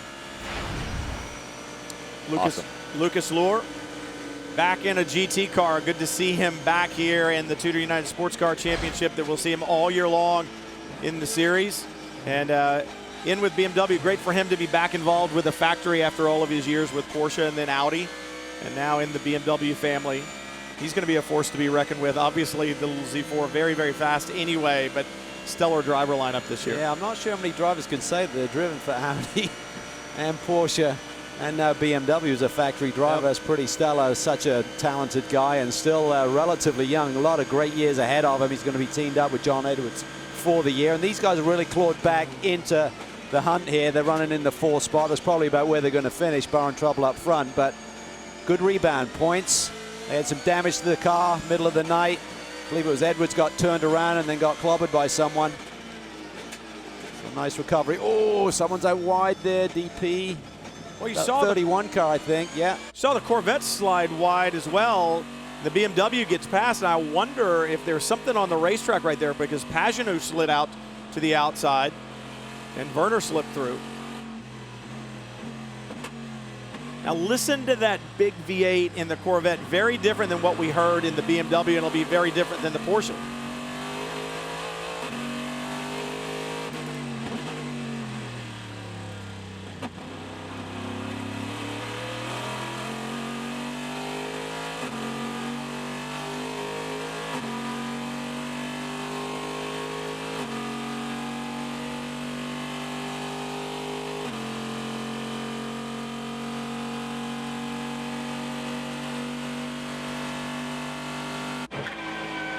So from the front engine Corvette to the rear engine Porsche, just a completely different sound. The only Porsche whose engine crankcase has not gone atmospheric. Yeah. More of a whine than a bark.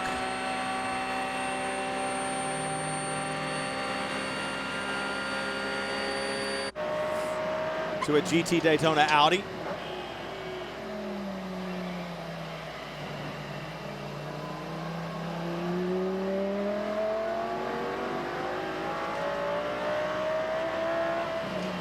Almost hear the stereo playing over that one. Nice and tame, but I can. So on board the 007 Aston Martin. Another front engine car like the Corvette, but very different power plant.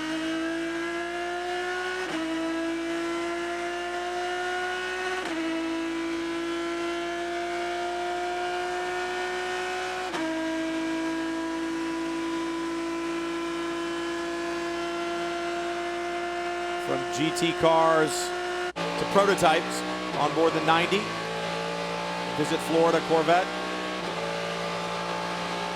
Every single one of those cars sounds better than the current generation F1 car. Yeah. Not tough to do. How things change.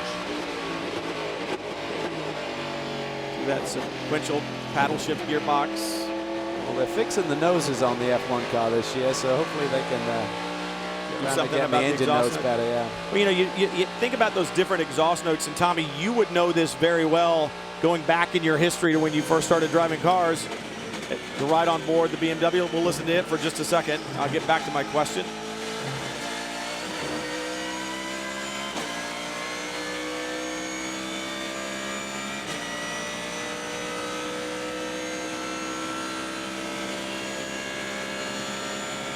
All unique, also a V8, but so different than the Vette. The exhaust note can be fatiguing to a driver, and I say you would know this well thinking back to the Mazdas that you drove early on, that rotary engine. I mean, it had to wear on you, just the sheer volume and the pitch of the exhaust note in these long races. Yeah, thankfully the mufflers came in right before I drove it, but they were still pretty ear splitting. And I actually have, you know, whether it's, you know, I think everyone, but I have some, it's not bad, but some hearing loss. You know, your ears would be ringing after a 24-hour race. Like it would take 2 or 3 days to go away. So, like, can you take the garbage out, honey? Is that the hearing loss? Or? Huh?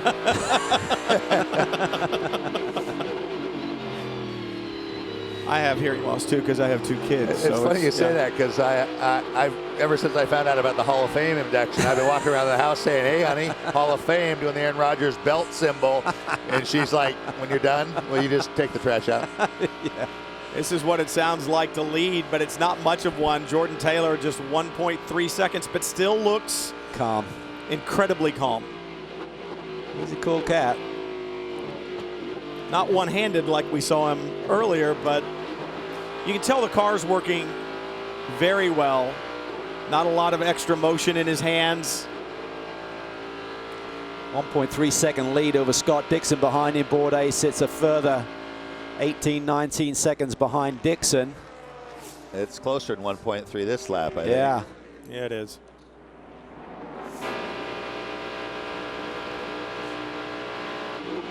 Yeah, 0.6 seconds. Yeah. And this is how Jordan relaxed last night in his Tiger Stripe jumping jammers.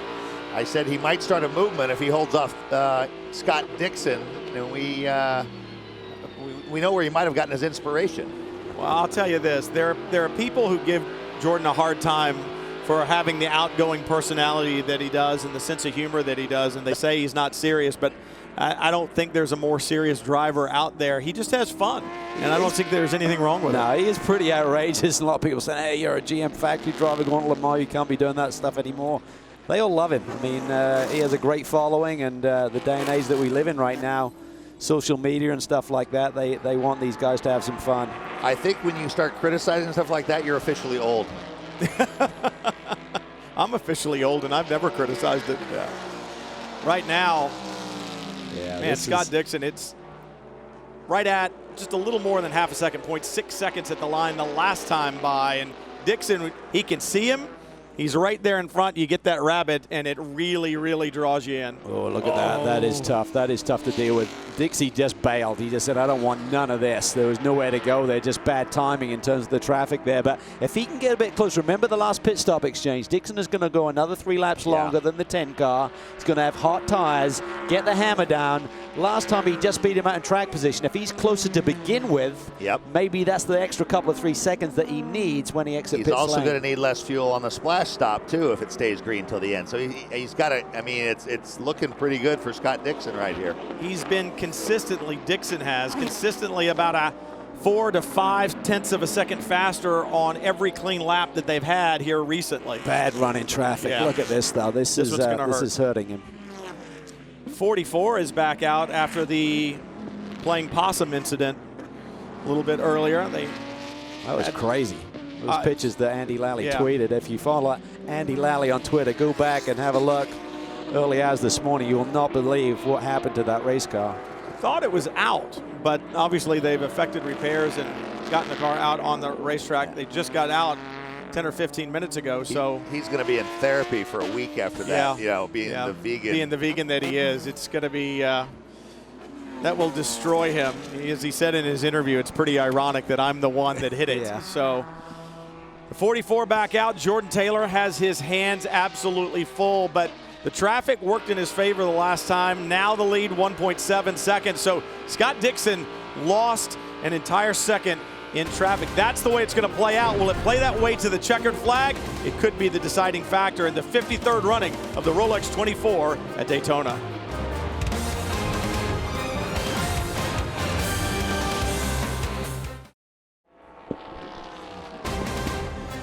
Welcome back, 1 p.m. Eastern Time here at the World Center of Racing. About 70 minutes remaining in the 53rd edition of the Rolex 24 at Daytona. Opening round of the TUDOR United SportsCar Championship. I'm Bob Varsha, now in with you to the checkered flag and beyond with Calvin Fish and Tommy Kendall. Here's a Rolex race break, bringing you up to speed on all the highlights or lowlights, depending on your perspective. Alan McNish waved the flag. And Scott Dixon for Chip Ganassi Racing pounced on pole sitter Oz Negri. He did a little bit later in the run. Shane Lewis gets it a little bit wrong at the bus stop chicane when he comes back onto the racetrack. Hairy moment for the traffic that's coming through here. Pierre Cava goes to the outside, just clips the Risi Competizione Ferrari. A little bit of bodywork damage there. A lot of fans turned up to watch the latest iteration of the Delta Wing, but they had gearbox problems all weekend, and eventually it cost them. Yeah, you show a lot of pace, though. Number 31 car, Max Pappas, started the car, qualified at steering issues early. They've recovered nicely. Strong top 5 run on the go currently. Big spin here, the Porsche. Damian Faulkner called it the biggest spin he's ever had. He looked a little shaken afterwards. See a little argy-bargy here between the prototype challenge class. Number 16 car that started on the pole gets turned by the number 11 from Rocket Sports Racing. Then Paul Dall'Anna gets in a little bit deep down into turn 1. This is when we began to wonder whether there was something down on the racetrack down in turn 1. He couldn't restart the car. It had to go all the way back around. Eventually retired from the race. Dorsey Schroeder behind the wheel. He's having a nice run out there. Suddenly had no brakes. Went straight on at the bus stop, brought it to the garage. A lengthy repair, but they are back out there trying to get it to the finish, running strongly in the top 10. How about Sage Karam in the car as dusk approached for Chip Ganassi down the outside with this amazing pass. About a third of the field fell to the young driver from Pennsylvania. He called it a big gap. I didn't see it. And then, of course, the sun sets, the parties begin, the fireworks blew. The action continued to heat up. Sparks flying as the prototype battle continued. Bit of a traction control issue and then an engine misfire on the number 10 car, but they are leading at this point in the race. Wayne Taylor looking on. And the number 02, Tony Kanaan, took a trip over the curbing in the bus stop chicane, damaged the front splitter. A little bit of a lengthy delay, but they only lost 1 lap. Great work by the Ganassi boys to get him back out there and back in the fray. Making good use of the yellow flags. And then this huge, awkward, and embarrassing moment for the factory Porsche GTLM cars. Earl Bamber and Richard Lee off and on. The 911 car retired on the spot. The 912, after a long fix, back in the game. Well, this was devastating for Porsche. Haven't seen that crash. Suddenly it was all on the number 17 car to try and lead the charge. They were running really strongly, up in the top 3, fighting out with the Corvettes, then suddenly hit the garage, out for the day. Then Ollie Gavin got in the middle of a mix here on a restart. Didn't quite have the temperature in the tires. Big damage to the front end. Really has cost them badly in terms of the win today. Problems also for BMW. Off and on in that wet grass. Bruno Spengler behind the wheel, his DTM teammate and teammate for the day, Augusto Farfus, cannot believe what he's seeing. And there was a great battle that ensued here in the early hours this morning between the 10 and the number 5 of Joao Barbassa. And look at this move by Jordan Taylor, coming in the pits, leaving his braking to the last possible moment. A little bit of argy-bargy there, as Joao has to get into his pit box. Corvette racing. Ollie Gavin Tommy Milner caught unawares by that prototype that slowed in front of him, caught him with the left front corner. Another long fix. They were in the top 2 positions in the GTLM category, but not now. Big dramas for the 0-1. Sage Karam behind the wheel, reported a clutch slip, came in, and suddenly a bit of a panic ensued. Too many men over the wall, got a penalty. But more importantly, they cannot get to the bottom or the root of the cause of this clutch issue. Joey Hand went back out and reported the same issue is still there. This was the 10. While we were in that highlight package, this was Jordan Taylor back in the pits. Let me correct myself on those factory Porsches. The 912 car retired from the race. The 911 is still in, currently running 5th in GTLM.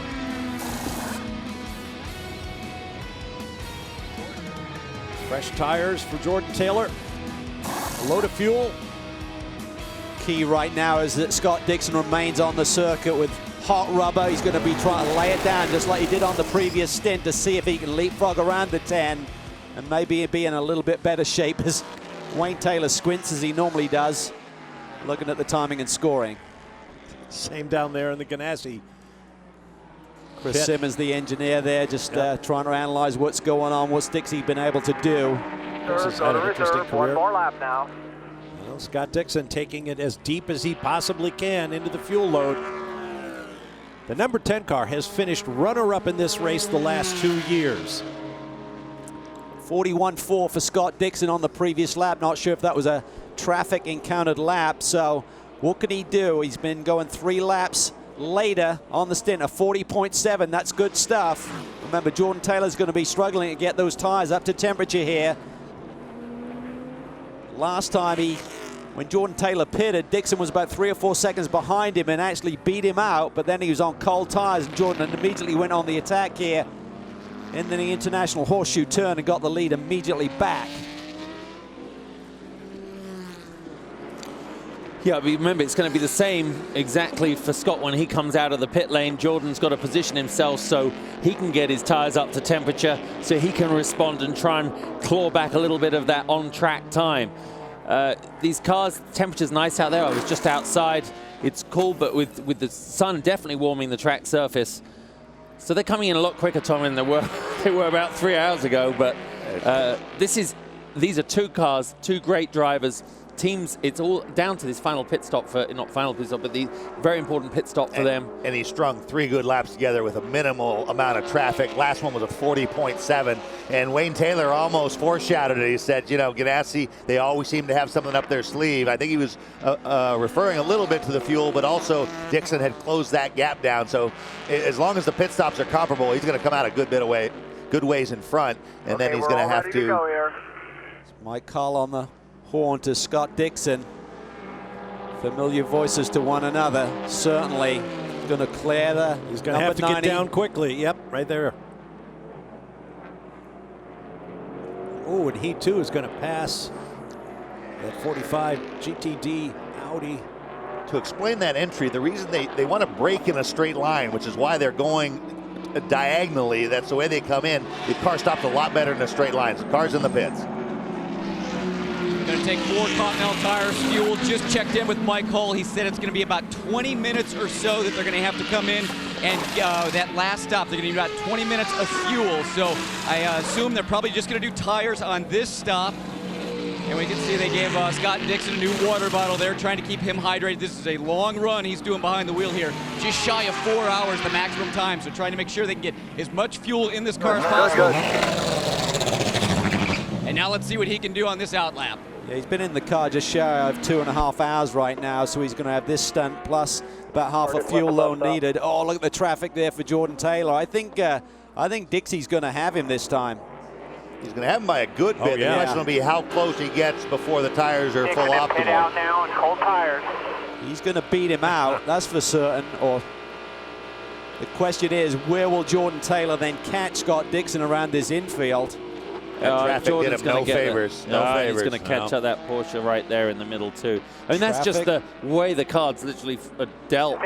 Nothing you can do. We saw this setting itself up, TK, on that last round. Dixon was just a lot closer this time when Jordan made his pit stop, and that's been the difference. They knew what they had. They just needed Dixon to really get the hammer down, be closer to Jordan when he made that pit stop, and minimize that margin. Based on my 1,001 count, it looked like about 4 seconds or so when they exited the pit. So and that's about what you're going to lose here on cold tires. So I think at the end of this lap, Jordan Taylor may be really close to him. There he is, coming out of the west hairpin. He's catching traffic exactly wrong. Well, that happened to Dixon, and there's always an ebb and flow throughout the course of 24 hours, and you hope for the leaders that it happens to both of them equally over the last hour of this race. There's the gap. Bus stop chicane is going to be important. Dixon's going to have to tread carefully through there, and Jordan's really going to have to try and get the hammer down. I think when they exit the bus stop, they're going to be really close. There's Wayne Taylor's reaction to the pit stop. Ever the optimist. Yeah, he should close up a good bit right here, and this will be the last big chunk he pulls back. Yeah, look at that. Dixon's just tiptoeing through the middle. John's going to get the hammer down early. Watch the acceleration coming off. Yeah, the big gains are only going to last until the end of this lap, though. It's from this point on, it'll be negligible. But these tires, I mean, we're still in the high 50s ambient. I'm not sure what the track temperature is right now, Justin. They're still taking probably the third lap to really get to their prime. Certainly the delta is not going to be as big on this second lap as it was on the first, but I think Jordan Taylor should still be able to close in over this next lap, then it should even out. Especially under the braking here. Yeah, but Jordan's been so hot under braking into this corner, especially we've watched him all morning be sensational under brakes there. As I said, I really have felt that the 10 has got a much tighter front end. It can roll better mid-corner speed than the Ganassi cars. Seems to be able to hold a tighter line. He's really good rolling into the center. The difference seemed to be bigger in the middle of the night when it was cold.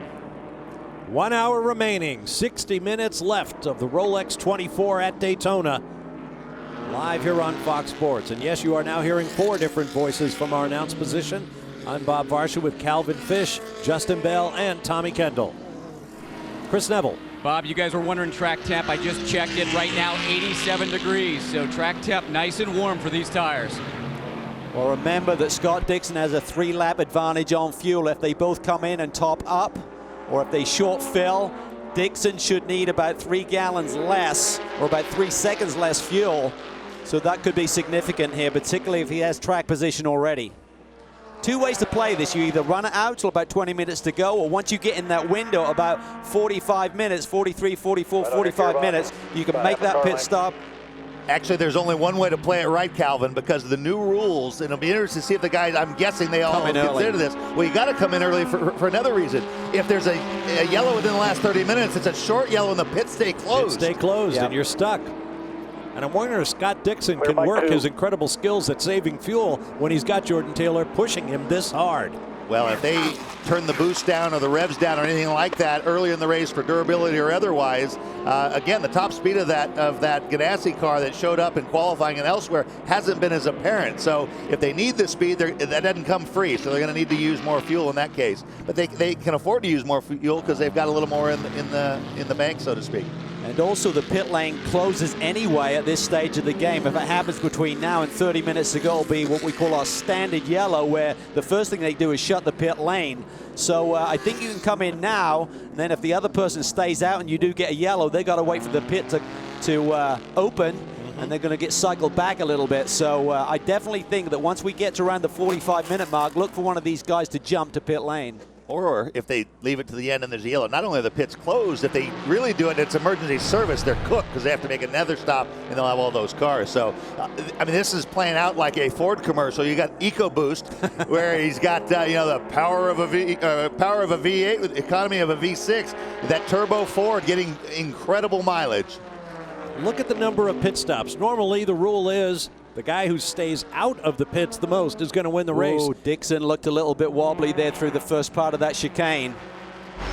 His car's got the edge on the upper end, though. He just ever so slightly pulls out, even though it looks sometimes like Jordan gets a better shot off the corner. This looks more like what I expected after qualifying. That car really handles down the straightaway. Incredible when you think both of these cars had issues in the race. Both had to be fixed by their expert crews. And here they are battling for the victory. Meanwhile, the number 22 WeatherTech Porsche gets its service. I think they're going to need a splash. I don't think they can go 56 minutes on fuel, so I think they're going to be a little shy. Look at this. 10 car so strong into the brake zones, Justin, as you mentioned, though. The car has just been handling beautifully. They did a great job with the setup. It's pinned to the ground from turn into apex all the way through. Traffic is going to play the spoiler in this, where they seem to have this lovely clear run right now. But as soon as they pick up some traffic, you could see Jordan being a little opportunistic.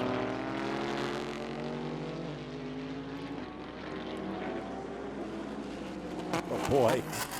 Two great teams, two great drivers, two great brands, one great race. We'll take a break and return for more of the 53rd running of the Rolex 24. Less than an hour to go.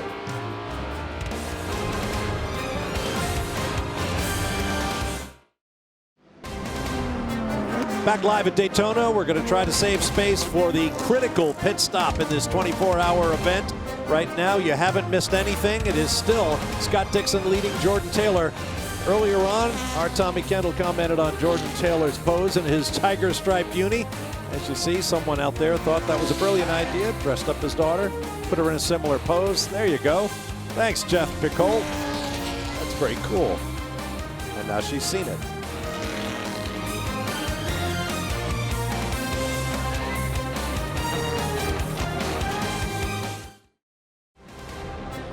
Back live at Daytona, 49 minutes, 30 seconds remaining.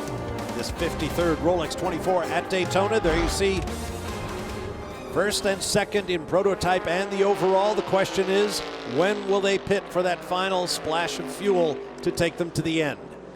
Well, the plot has thickened because the second place BMW has just done what you usually do, which is your back time from the end. And so now, between now and when the Corvette pits, there is a risk on the Corvette's part. If a yellow comes out, they'll pit. They'll be allowed to pit under yellow. Pits will still be open until 30 minutes ago, but they will come out behind the BMW. Right. So BMW's made the first move. Now going up to the prototypes, the question is, how bad does Wayne Taylor want to win this race? Because the high risk thing is to stay out past 30 minutes, but we've also seen if you go longer on hot tires, so I suspect Ganassi will have to pit before the 30 minutes. Does Ganassi or does Taylor roll the dice and say we might finish third if the yellow comes out right now, but we're going to give ourselves a chance to try to undo it. It's really going to be interesting. The big question is, do they try and go a stint and a half on tires? Do you know what I mean? So stay on the hot rubber. You won't have such a big delta as well. So is that the play? I think about the 46-minute mark is as early as these prototypes could pit and get to the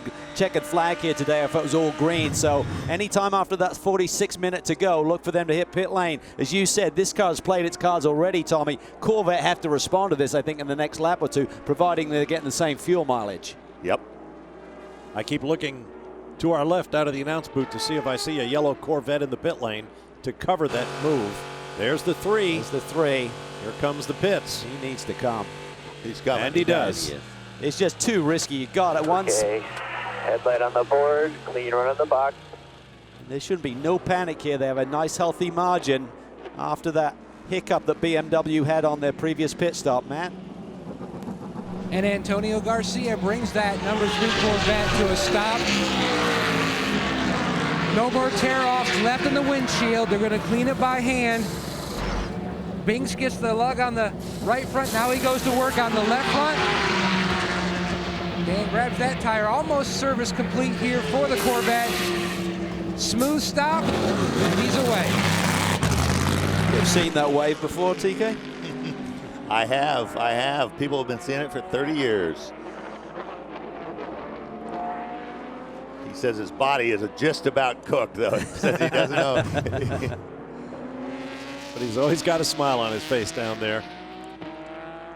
Back to the battle and prototype. So good under brakes. The car is so good. Under braking and through into the apex. Yeah.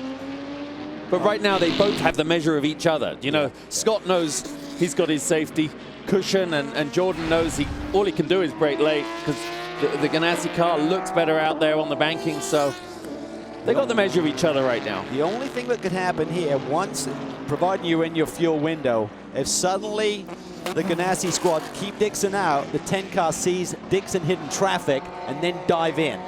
Right. You know what I mean? Right. Obviously, if Dixon comes, the 10 car can come with him. But if Dixon stays out maybe a lap or two longer than the pit window allows you to, suddenly the 10 car could play that card. But I got a feeling that as soon as they get inside that window, they're going to come. Because for sure you've lost that's if there is a yellow. That's the low risk way to do it for the car in front, but the one that needs to gamble is the 10 car. And do they gamble and say, I would rather risk finishing third for a chance to win? And reverse what Dixon's been doing to them. Dixon did it on better fuel mileage. They would be doing it by taking a big risk that a caution comes out. Or do they pit at the same lap and Taylor tries to pass him on pit in like he did to João Barbosa? Yeah, that 5 car hasn't been a part of the conversation for a bit. Remember, they are the defending race champions, series champions, and Tequila Patrón North American Endurance champions. Also brought the manufacturer's title to Chevrolet. Did the Mustang Sampling Action Express Corvette. There is Sebastian Bourdais.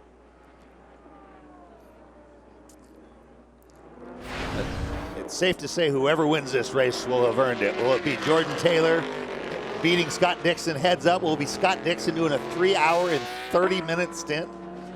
Boy, Sebastian crossed, and Bob, Sebastian crossed almost 29 seconds behind. That's what I was waiting to see.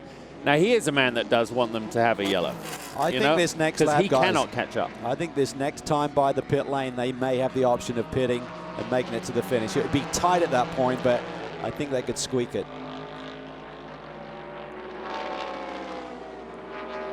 Who comes first? Looking out over this packed infield, there aren't too many open spaces. Nobody is leaving. Traffic. Jordan closes out. 10 years ago, the man on the left won this race. Teammate Max Angelelli. And they have finished second each of the last 2 years.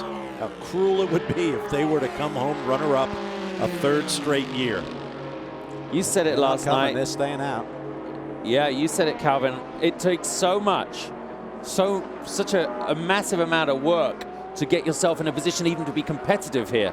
After 23 hours, 16 minutes, so much work to get yourself into the top position. Well, the first car to play the card of coming in as soon as you can to get to the checkered flag on the top off on fuel is the 5 car. We're hearing that the 5 car might be hitting pit lane right now. And that is a smart move. That is the same move that Gary Nelson made and almost won me the Sears Point Cup race in '91.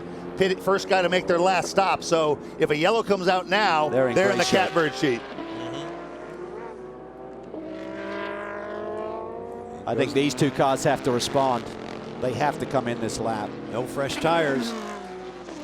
So they're going to go a stint and a half on tires, and I think the other teams have to do the same thing just because of the delta, the time loss. You're also not putting in a full fuel load, so you don't have the margin to play if anything goes wrong with the tire change as well.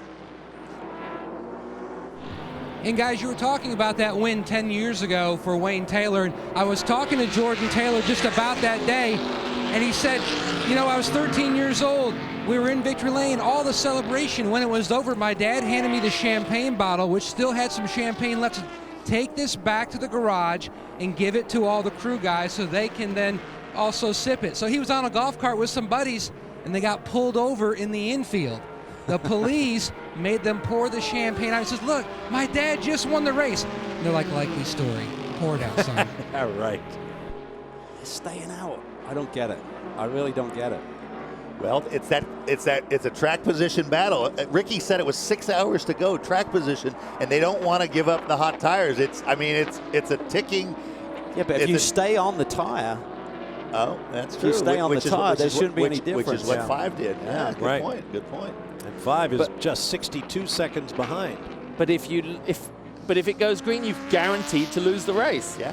I mean, Wayne is, if he came in now, if they brought the 10 in and there's no yellow.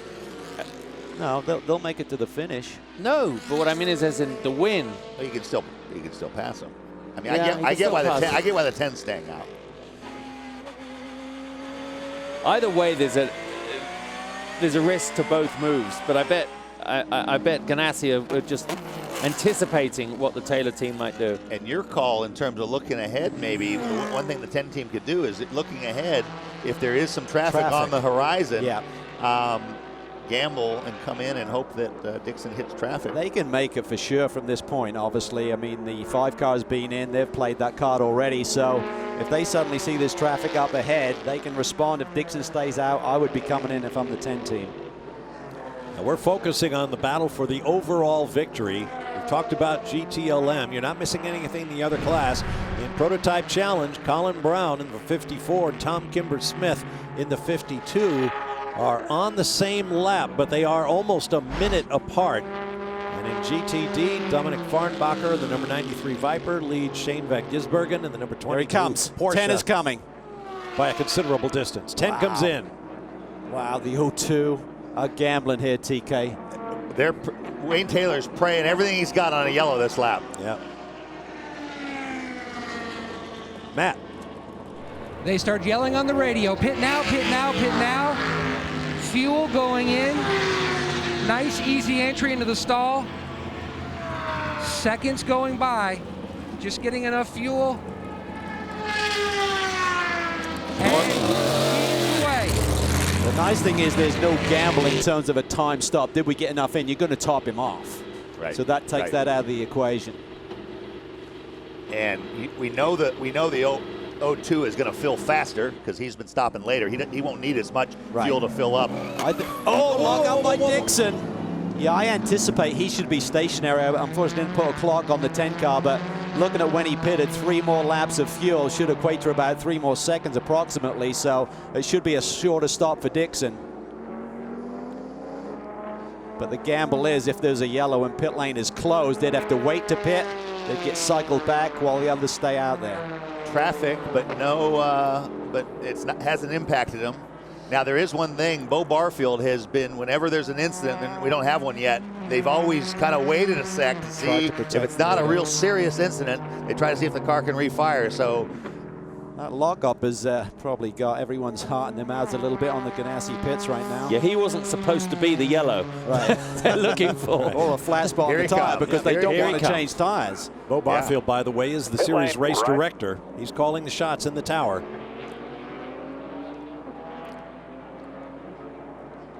He should beat everyone back out. Yes. Because he's taken on a lot less fuel. He stopped 3 laps later than the 10, which means he's got 3 more laps of fuel in the car as he sits right now. Chris. This is going to be a time stop too. I think on that 10 car we had about 18 seconds worth of fuel go into that car. I think we're just crossing about 10 seconds right now on the 02 car. You can see the crew member behind the fuel. I think we get about 15 seconds of fuel on the 02, guys. 3 seconds difference. But a great last lap by Scott Dixon on his lap before his in lap was only about 3/4 of a second off his best lap of the day. So they seem to have done it right, but it was still a gamble, Tommy. Yeah, it was. Before we're having a coffee with Mike Cullen discussing this one. Oh, and traffic for Jordan. He's got a slice to the outside. Remember, the good news is for Dixon that he's on hot tires. Right. Go, go, go. Because he's not as far ahead of Jordan as he was at the last stop. 3 now in traffic. But remember, and Dixon has traffic ahead. But remember, last time Dixon was on the colder tire, right? And, so there's not going to be that same time differential between the 2 cars. Yep. Well, the big risks have passed, but there's still 37 minutes to go. Of the 53 teams that started this race, my count yesterday, or actually on Friday, was only 10 crews were three drivers in the car. Now, several of those teams, including Tequila, Patrón, ESM, added fourth drivers, so only a handful of teams are going with 3 drivers, one of them manning the 10 car. The 2 Taylor brothers and Max Angelelli. So is he fresh enough to go on full attack against Scott Dixon, the wily veteran? It's all to play for here with just under 37 minutes remaining.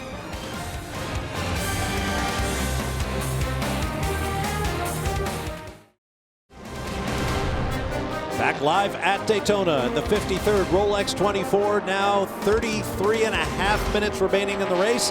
And up top above start finish, we are now 5. Brian Till joins me, Bob Varsha, Calvin Fish, Justin Bell, and Tommy Kendall for what should be an absolutely spectacular finish. Dixon caught up with a little traffic coming off the bus stop. What is apparent to me now, guys, is the 10 car late in the afternoon yesterday at night when the temperatures were cool had the drive off the corner. Always throughout the entire race, they've been good on the way in, but they were exceptional off the corner in the cool temperatures. And as the day has warmed up today, what I see now is the 02 car, apex out, really pulling the 10. Well, we said at the beginning of the race yesterday, when obviously nearly 24 hours ago, what track conditions you have now are going to be similar in 24 hours time as the track conditions we have right now that guys are dealing with.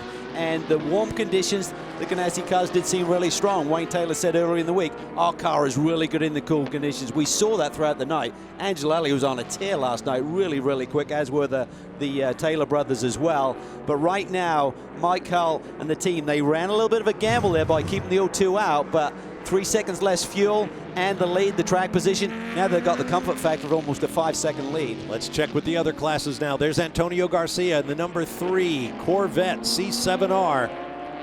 He's a lap split from second place, the second place of Dirk Werner in the BMW. I mean, what a strong race. No one has come through this unscathed. There's been a little contact everywhere. Great run so far by BMW. I think they expected to do well by the end of the race, but it wasn't an obvious thing going in. No, absolutely not. And they got really close, and that pit stop in the last couple of hours really hurt them badly. They had the lead. They were within 3 seconds of the lead. Suddenly they're 20, 30 seconds back. That really has cost them dearly unless we see another yellow. And you cannot say enough for this team, Core Autosport. Right now, Colin Brown behind the wheel of the 54 defending race winners. They won at Sebring. They won the championship. They won the team championship 4 years running. John Bennett has built an exceptional program, and so has Bill Riley here with the Dodge Viper and GTD. And what a sweet way to come back after losing the factory program if they could hold on and close this one out. You know, Ben Keating, they won a couple races last year, but you're looking at 3 guys, Dom, Kuno, and Mark Goossens, all out of jobs the day after Petit last year. And so it's at least all of them are employed here, and I think most of them will be in at least for the bulk of the 4 North American Endurance Cup. Really the only one that left the SRT program unscathed was Jonathan Bomarito, who had made a decision and made an announcement that he was going to be going back to Mazda, and he actually had some employment before the big hammer came down. So either he had a crystal ball of some sort or had some kind of a feeling something was blowing in the wind, and he did a good job to find himself another factory-involved home. But for those other 3 guys, you kind of left scratching your head, but it is the nature of motorsports, how you can win a championship one year and be unemployed the next. Well, I think what was blown in the wind was the fact that the contract wasn't getting signed, and he had an offer there on the table from Mazda, and in hindsight you say, well, you made the right move. No one really knew, but he saw a little delay. He got a bit nervous and jumped, and in retrospect, when you see it, Kuno now without a full-time ride, he made the right decision. Shane Van Gisbergen will have stories to tell his Aussie V8 supercar mates when he goes back down under. Big question here on the GTD field. I think that was the 22 car pitted with about 57 minutes to go. I don't think they can make that. Farnbacher pitted some 2 laps later, so they're going to be tight, I think. But 3rd place car in GTD, Philip Eng. 22 are saying they think they're good. Good thoughts. Just think good thoughts. That's Dirk Werner. Trying to see if he can find some way to come to grips with Antonio Garcia and that Corvette out front. And that really has come down to just that last pit stop on the 25, that wheel change in the back that went awry. That's been all the difference in the world there. They were so close, had the lead back and forth with the 3, and then it went away on pit lane. Well, we talked all the way through about, oh, well, they can pull back from this. They dropped 2 laps, or they came in for some bodywork damage. And really, the way the snakes and ladders of the new regulations, or the way sports car racing is now, you can pull it back. Not in the last hour of this race. So not without help from a caution. I mean, you need cautions. Are you thinking of a different game than I am, or is it chutes and ladders? Well, we call it snakes and ladders. When you have small children, I don't, so I could be wrong. They may have revised it. I'm agreeing with you, Bob. I'm with the snakes. things you do to nice traditional activities on the way over that little stretch of water. Built a culture on that, absolutely. Rather well, I must confess. Coming up on 28 minutes remaining. There's Chip Ganassi and Tony Kanaan sharing a smile. Kyle Larson, who put in a 3.5-hour stint during the nighttime, that top speed. Keep in mind, the guy in the race car right now, Scott Dixon, is over 3 hours into this stint. It's kind of amazing how the exhaustion goes off your face when you're in front, and then you go down the way and you look at Ricky Taylor and you're like, yeah, you see the exhaustion there when you're trying to fight your way back. Very different ball game between first and second. I'd love to chat to these guys after the event, because you'd have to feel in the hearts of the 10 car, they believed they had the car to beat. They felt they had the cards, and they're probably scratching their heads. How did this one get away? Suddenly Ganassi makes its moves. Kanaan said, I was just watching those guys fight it out with, 5-6 hours to go. We want to be there at the finish. And he said, I wasn't pushing the car to all of that had. And now we're seeing Dixon with the hammer down. They put him in early. We questioned that. Obviously, he's up to the task. The adrenaline is flowing. When you're in the battle and the car's working, obviously you can make it happen. He's certainly very fit. So they've done all the right things, but 27 minutes to go. We've seen strange things happen here at Daytona, Justin.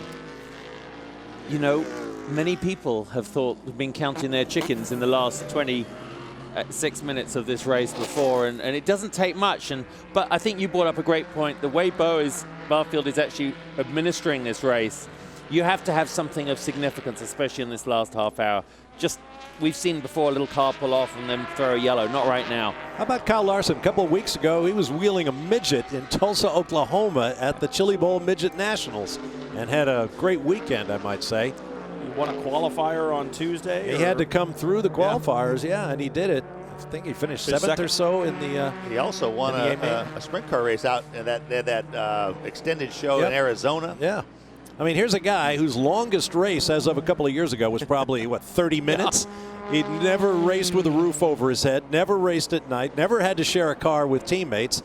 So he gets with the Ganassi boys, and he comes here, and bang. 2 seasons later, he's a superstar. Became a father in there as well. Just throw that in. Where does he find the time? I'm sure he's pretty popular running off on all his free weekends to race. His career took a big step up when he decided he didn't want to change diapers. Now, you asked how they're wondering how it slipped away. The answer is one guy, is Scott Dixon. It's amazing that this guy is still as young as he is. Scott Dixon's been around for so long. And, 3 hours in, you sensed it in his little talk beforehand. How bad this guy wants a watch.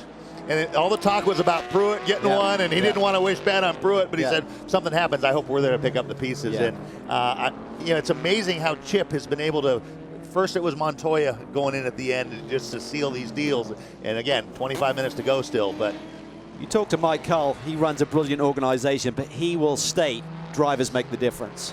Yep. There's a great picture going around on Twitter right now of Scott Dixon in his youth, and I think he weighs about the same in the picture as he does today. And that was probably when he was like 8 or 9 years old. But there are great stories of him winning in Formula Fords or Formula Vs when he had to sit on pads in the car. He had to sit on cushions because he couldn't see over the windshield of the car, couldn't see out of it. So he's been doing this for a long time, and the skills that have been honed, they're pretty sharp indeed. I think it says something about the guy, too. He's won just about everything you'd want to win, right? 3 IndyCar titles. He's won the Indianapolis 500. He hasn't won this race, though, and that burns a guy like him. I'm wondering if Emma Dixon is watching, if she could maybe send us a picture of Scott in his jammies assuming he wears jammies. If he doesn't, don't send the picture. Yeah. Give that one a miss. You know. Well, let me correct myself. But more to the point, Scott Dixon has also won this race. He did it in 06. But here he is, giving it everything he's got. And that's a lot. Did they get the watch in 06? There's a story about Chip taking all the watches at some point in time. So I don't know. When Dario was here, he said, I want the watch. I had to give it to Chip the last time or something like that. So I don't know. Maybe he didn't get the watch the last time. We'll have to talk to Chip and see. Wasn't all that long ago. You only got one watch for the winning team, as I recall. Yeah, it's true. The other classes didn't get. It was only the overall winners that got watches. I know that. I know that well. Yeah. Me too. The first time I showed up, where's my watch? They said you don't get one. The second time I made it with Newman, I knew I wasn't getting one.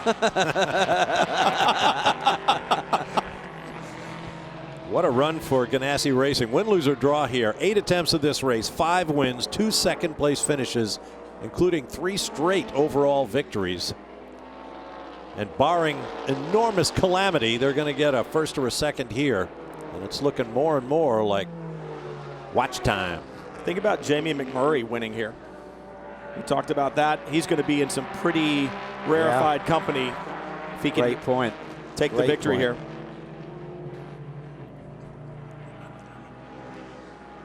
That's a, Daytona, not just Daytona, the 600, Brickyard. Oh.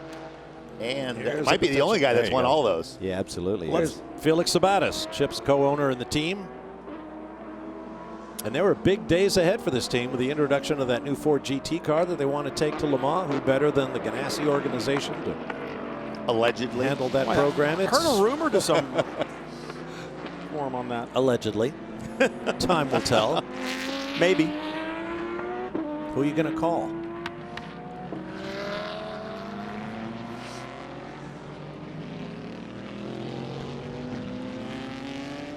Now it seems like the minutes are rushing away. After we were counting the hours, all we've got left now are minutes. 22 of them to be precise. We'll be back to Daytona International Speedway.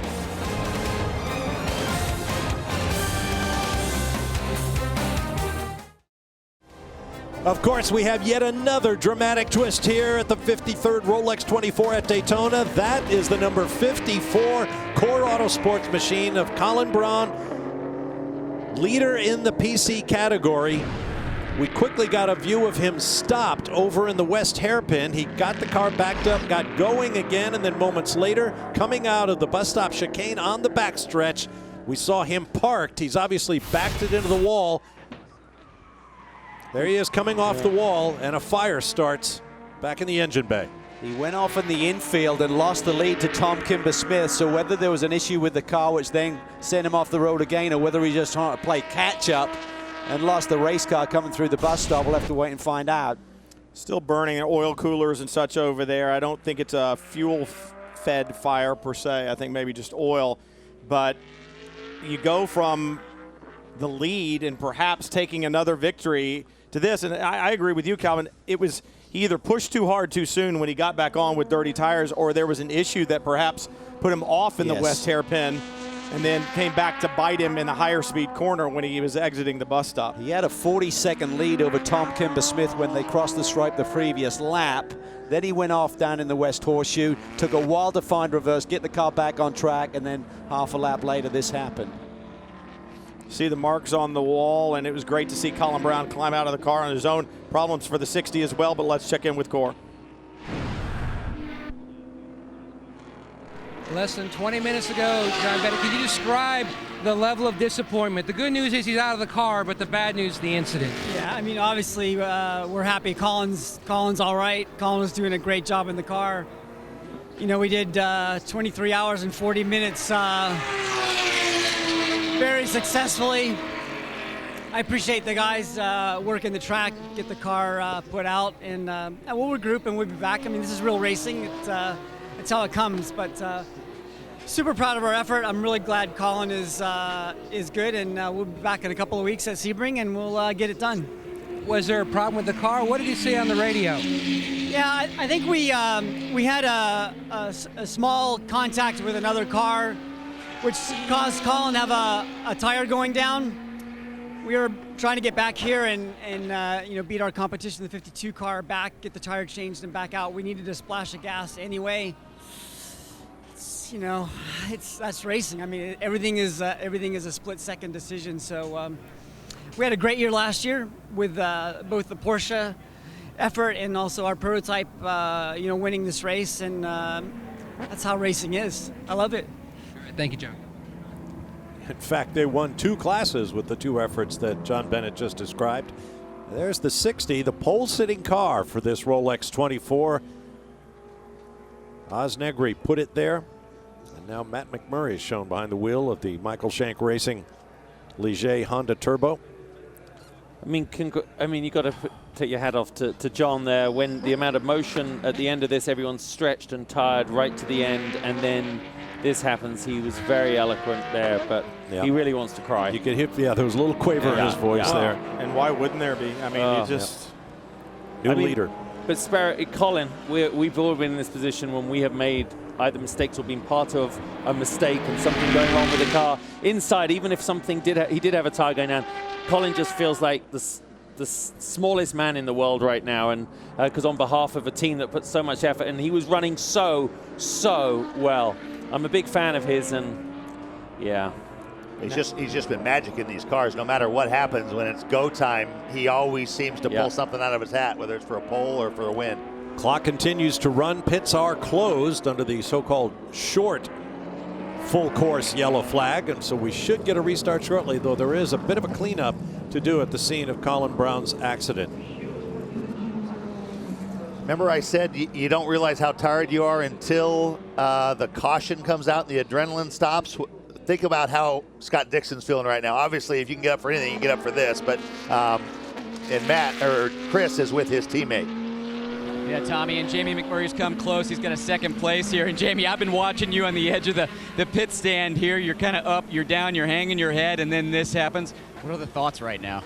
It's so hard to watch. I just told the guys on the box, I'm like, it's way easier to drive the car than it is to sit here for the last couple hours and watch. But Scott's done an awesome job. It's really hard to appreciate the talent that guys have from other series until you race with them. And it's crazy the pace that Scott's been able to have in the car, the amount of time he's been in the car. I know he's got to be tired because he's driven, I know he's driven the most out of any of us, and he's been in there for around 3 hours at this point. So it's the hottest time of the day. Everyone's the weakest you can be. But he's just done an awesome job. It's been so much fun just to sit up there and watch it. It's nerve-wracking. I know how my mom felt when, like me growing up racing, but so cool. It's fun to get to be a part of it. It's great to make it to this point and legitimately have a shot to win it. Now we're hearing they're going to get it cleaned up, hopefully, and get back to racing. You've been in so many late race restarts in Sprint Cup. What's that mindset that Scott Dixon's got to have? Well, listen, I think that Scott is probably the most talented guy in the field this weekend. He is an incredible driver. I watch him, obviously, in the IndyCar series. He's known for saving gas and being able to really step up when it's time to do it. So there's honestly no one I'd rather have in the car on my team right now. All right, guys, so much tension down here. So much tension. Safety equipment departing the scene of Colin Braun's accident that brought out this yellow flag.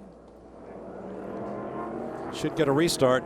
Hard to say how many laps will still be left in the race. Look at Wayne Taylor. The anxiety on his face. And we call it a short yellow because there are several instances where it can be this way, but within 30 minutes of the end of the race, it's automatically a short yellow and the pits stay closed, and that just adds a little bit more drama to this entire event. Short in procedure in terms of what you go through, but it's lengthy now because of the amount of cleanup, but the procedure stays the same. The pit lane stays closed, but this is a break for Wayne Taylor.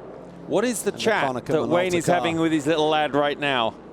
What is the, what do you think they're doing to the bells? That's very interesting. Ricky's got his helmet on there, but this is, that he won't be, no. Is this three-man crew? I mean, Jordan's not up against the clock, is he? I'm confused. No, he's not. No, he got in. Maybe Jordan's not feeling well. Oh. I think for 15 minutes, 11 minutes, wouldn't you feel okay? He certainly looked like you're preparing for a stop. This is bizarre. Oh, his hands, there was a resignation there in his hands. There was. Well, come on, Jordan, you can pull it. You can pull it, mate. Well, but now it makes zero sense because they're going to have to make a second penalty stop. Yeah, If they because the stop at pit a lane closed is pit, closed. yeah. This is an emergency stop. Nothing has Jordan been said Flynn- on the radio. It's been very quiet. They just told him to come and bring the car down, and they were going to make a driver change. That's all that's been said at this. No, he's committed to the pit in. I mean, Ricky's got enough time to get points. Yeah, This there's makes no no sense. no time real issue in prototype. prototype. The only thing I don't think there's any way Jordan could be up against the 14-hour max. But this is bizarre. This is truly bizarre. But then they'd have made that change earlier if he'd been up against one would it. think. Oh, wow. Well, that's just concluded that one. I guess now we look, where is Sebastian Bourdais? How many cars between he and... Well, he's second. He's now jumped up to second. How many cars between he and Dix? The first car that seals right the behind deal for Dixon. Yeah. Because I was going to say, Jordan Taylor's going to be all over him on this restart. Yeah. Yeah. So now they're going to have to serve their once they go green, they will have to serve an additional penalty for pitting with pits closed. And it's just a question of how far down the running order they fall. I believe Bourdais is the third car in line behind Dixon.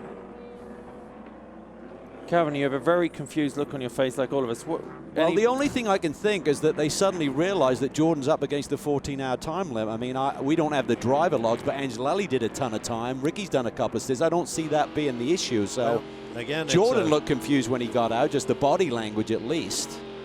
And I agree with Justin. There was a certain amount of resignation when you saw him kind of with his hands on the wheel as he was. Jordan told me it was because language. of how much time he'd been in the car. Oh. Wow. Let's listen to some radio. You need me to pit? Yes, I need you to pit now. Pit now. All we're going to do is a driver change here. Air hose, drink tube belts, window net. Well, no explanation to the driver. Remember, it is a 3-driver team. And you heard the confusion in Jordan Taylor's voice. Yeah, it wasn't clear to him. So it was a miscalculation that should have been rectified on the last pit stop. Can you imagine if they were leading? Well, it's almost as bad. They could be leading. Exactly. Yeah. May as well be. My money in a braking test down here would have been on Jordan from the restart. Yeah. Right, because he could have gone around the outside of him there, the way he's Jordan been got braking in after Dixon, so it can't be the 4 hour. No, it's But not. There's 2 rules. You can do no more than 4 hours in any 6-hour period, Right. and then you can't do any more than 14 hours within the 24-hour You know what? race. He might be. He might be up against the 14. on the 4. Well, he went in after Dixon, and Dixon's at 3:31. No, but how long was he out? Good point. Max was in for a good bit. Rick, He was in for a bit. Max was in for. Well, at we'll least learn more later. Meanwhile, lights are out on the pace car, and there are a couple of lap cars between Dixon and Sebastian Bourdais, the new second-place runner in the Mustang sampling number 5, the defending race winners. This is the most bizarre thing I've ever seen. We talked about making mistakes on the part of crew, and we specifically mentioned engineers crunching numbers and so on and so forth. The irony is that's supposed to keep the drivers from making a mistake. Right. It was the crew that made it. The driver was fine. And we have confirmation from Jordan that it was drive time. I see your point, though. Say if Max just did a double and Jordan was in before Jordan him, was in before, suddenly he's doing a only triple. 90 minutes out, and then he's going to be doing like 4:30 with His break was not long enough. Here we go, guys. Green, green, green. One man who's got his eye on the front will be Sebastian Bourdais right now. You know what I would have done in that case? I would have said, I wouldn't have told on myself. I would have let him come down afterwards and say, you're not getting the points. Wow. Wow. Well, meanwhile, we've got a race up front. Can Sebastian Bourdais run down fellow IndyCar star Scott Pruitt? Scott Dixon. But normally you'd be right. Yes, Bob. There's no reason to think he can, but You've been this here is too many years, Daytona. Bob. Been here too many years, mate. Yeah, tell me about it. Dixon has been the class of the field since the sun really came up this morning. As the weather has changed and warmed up, that O2 car has just come alive. Bourdais will get some help in front. It's the sister Action Express car, the Wheeler number 31. So Phil Keane should just move out of the way, I'm sure, and let Bourdais see if he's got anything in these final few minutes to go after Scott Dixon. Bourdais been in the car less time than Dixon, but he's been in there a long time. Wow. And just like that, under 6.5 minutes to go. Meanwhile, it's 0.8 of a second between our GT Le Mans winners, or leaders. Yep. Third car in line there is Dirk Werner. Garcia in the yellow vet. Look at him entering the bus stop. He's pushing it like crazy through there. You've got everything to play for right now, and the factory teams reward drivers that push to the edge. Well, and that's the key. Everybody's going to be pushing. A mistake on the racetrack in another class, not even in your own, can change the outcome of things here in this last 6 minutes easily. 5:45 actually right now. And I'm standing here with 4 racing drivers, and usually about this point you say, well, he can see the guy he's chasing, and that's a big incentive for closing that gap down. They do need to get on the horn to the 31. Maybe he was going to try to chase maybe he could draft him up the a little 02, bit. but the 10 is back in. Oh, that's for their penalty stop. Yep. Oh, look at this. This is fantastic. The BMW is so good on the infield. Did you see the right front brake coming into the corner there, almost locked up, just barely rolling over Werner, really using everything that BMW has, trying to chase down Antonio Garcia. Remember last year it was BMW going up against Porsche in the final 20 minutes of this race, and they came up just 3 seconds shy. Let's see what they got this year. That's what you call human ABS right there. Yeah, that's right. Speaking of which, while we were watching the action on track, I was watching Ricky Taylor go down the pit lane. He was in a bit of a drag race with a PC car to his left. The PC car pulled in behind him. I hope that's not because Ricky tripped over the pit lane speed limit. Yeah, they're going to finish third, whatever happens here today. Yeah. Unless, that's just that'll make it 2 seconds and a third in 3 years. Crazy stuff. Basically what happened was they got out of their driver sequence. It didn't go Jordan, Max, Ricky or whatever. It went Jordan, Max, Jordan. And then when you put the times together, you can't do more than 4 out of a 6 hour period. They suddenly did the math and realized, oh my God. I wonder what that conversation was like. Imagine the analyst that suddenly realized that little bit of information. Like the guy that designed the arrow work on the back of the BMW. Houston, we have a problem. Oh, yeah, this thing isn't over. Nope. No, it's not. It was 0.93 last lap. 1.06, pulled out a little over a tenth. Dominic Fahrenbacher still leading in GTD, and Shane Van Gisbergen in the 22.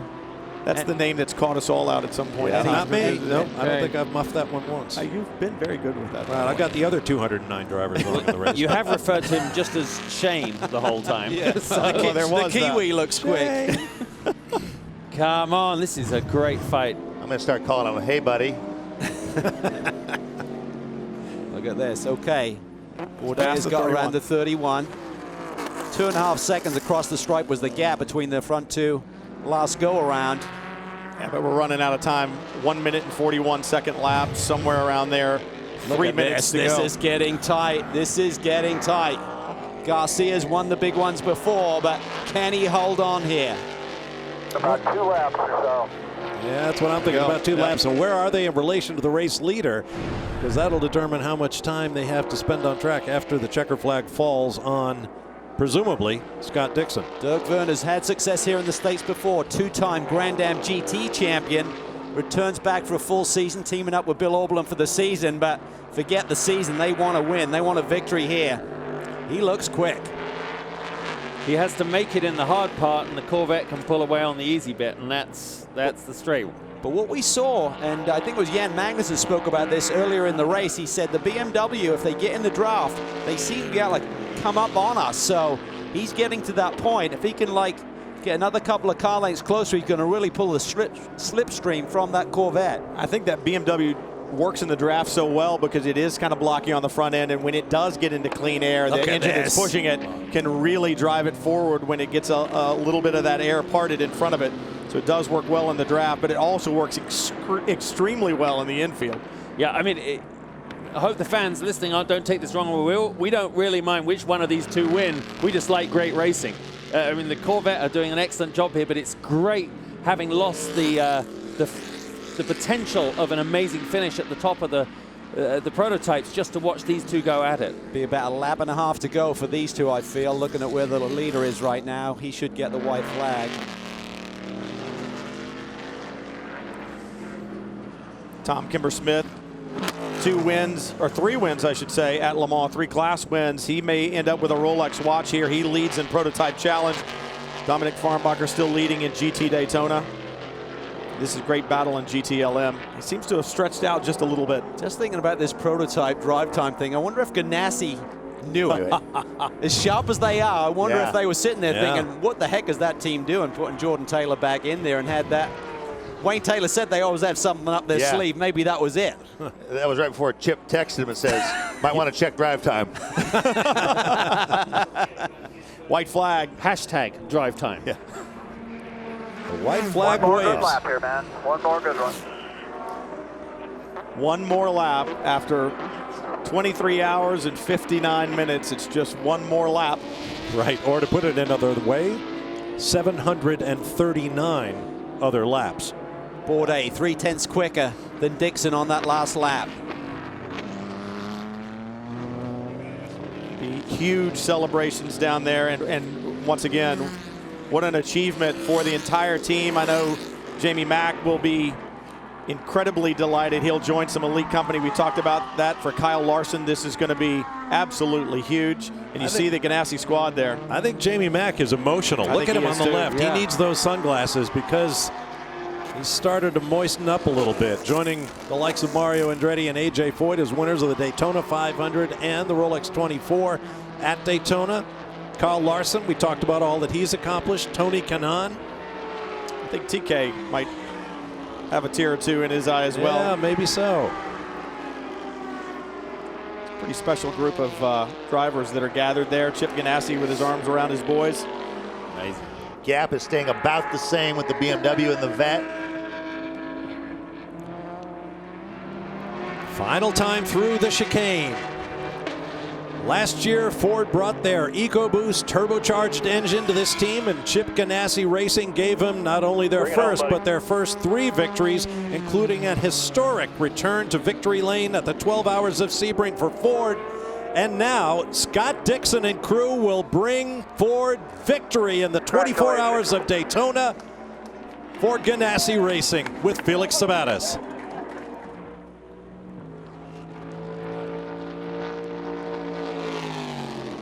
How about the Corvette crew? Man, awesome job. Awesome. Awesome indeed. Antonio Garcia brings the number 3 home. Another overall, or another class victory for Corvette.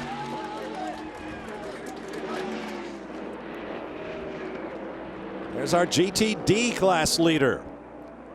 Viper in the hands of Dominic Farnbacher. What a story for this team over the last 12 months. But here they are in a different class, but picking up a victory.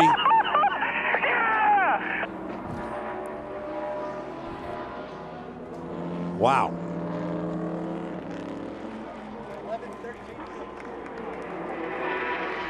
Hugs all around. 6th victory in 9 tries now for Chip Ganassi.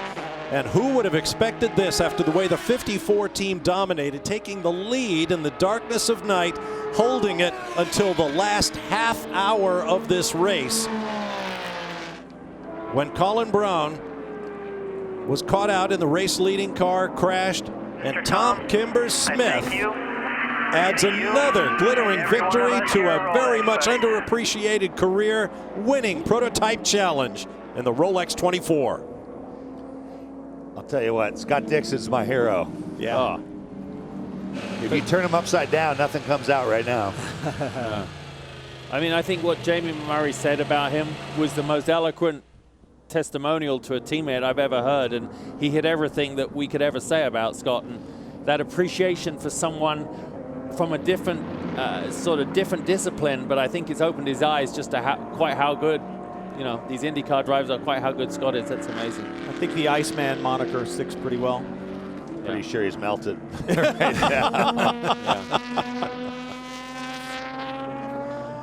Oh boy, this is going to be an interesting celebration. We're going to try to hear from every winning driver in the field, and maybe 1 or 2 who played a key role but will not come away with a Rolex watch. Stay with us.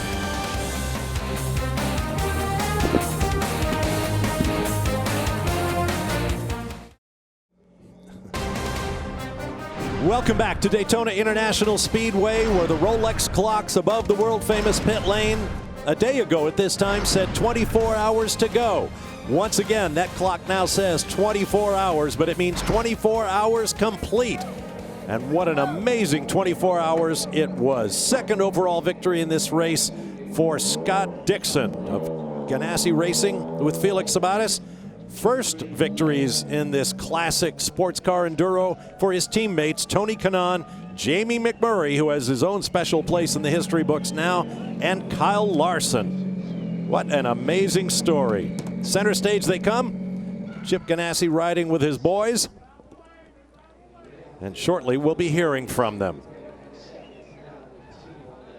Well, they've been here before. I think they know their way. They know the sure. drill. Yep. That was amazing. Just great execution, total belief in the crew, the strategy. We questioned it a little bit, Tommy, about when they kept him out there for an extra lap over the 10 team, and if there'd been a yellow, they'd had to fight from behind. But even so, it was incredible stuff. Great battle. The sting in the tail was the driver log time on Jordan Taylor. That's still got me shaking my head. Tell you, hats off to everybody. Obviously, Scott Dixon, spectacular. But, you know, the guy you got to look at is Kyle Larson. In the middle of the night, he said he didn't want to come back. He didn't have a good time last year. It was uncomfortable. I think he found a comfort level. Well, he felt he let the team down last year. McMurray felt he let the team down years before when he hit the pit out. So a lot of redemption here. Let's get down to Chris Neville. Well, you can see, guys, lots of celebration down here. Chip Ganassi started this program back in 2004. This is their 6th win. Moved over to the Ford EcoBoost engine last year. Didn't turn out the way that they wanted. Scott, what a drive. Over 3.5 hours in the car. We get that caution in the last 20 minutes of the race. How'd you pull it off? You know, it's everybody. You know, it's such a team effort here.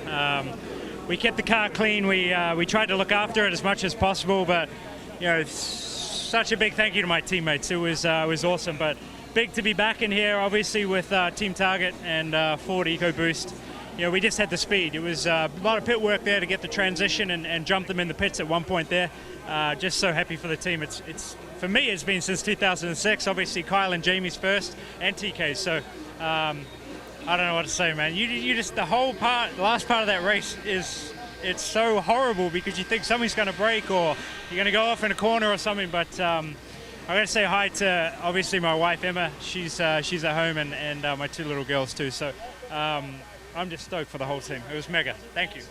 Jamie, 2 guys have won the Daytona 500 and the Rolex 24 at Daytona. AJ Foyt, Mario Andretti, and now there's a 3rd. Pretty incredible. It's really special. I'd have to first off just thank Chip and Felix for giving all of us the opportunity. Tony and Kyle and I were just thanking Chip and Felix for giving us the chance to drive the car. We had such a good group of guys driving an awesome team, and I mean, really, it's about Scott Dixon to me today. He got in with 3.5 hours to go and just really did an amazing job. I'm so proud of him. Scott's become a good friend of mine, and I'm honored to get to call him a friend. Really cool. Kyle, you're doing so much in a short time. You get Rookie of the Year in Sprint Cup last year. You didn't really want to come here, but look what happens. It's crazy how much a year can do. You know, I hated this race after last year. I was terrible. And then, you know, this year coming back, I felt comfortable right off the bat and had a lot of fun. And you know, thanks to Felix, thanks to Chip, thanks to this whole Target team for giving me the opportunity to drive this. You know, I'm just a dirt oval guy. And to come here and race a sports car at Daytona on the road course is pretty awesome. So happy, pretty cool, you know, for Jamie to, you know, be, I think he's the first guy to win the 500 and the Rolex 24. So pretty emotional victory for us. Tony, your 2nd start with the team. You had a bit of a scare last night, but it all comes back your way. Yeah, I mean, you know, I made a little mistake and I promised the team that I was going to get it back. So finally, by the end of my stint, I got it back. And, you know, what a great way to start a year. I mean, with you know, these guys and Chip and Felix for a 24-hour win. We just have a 14-day-old baby at home.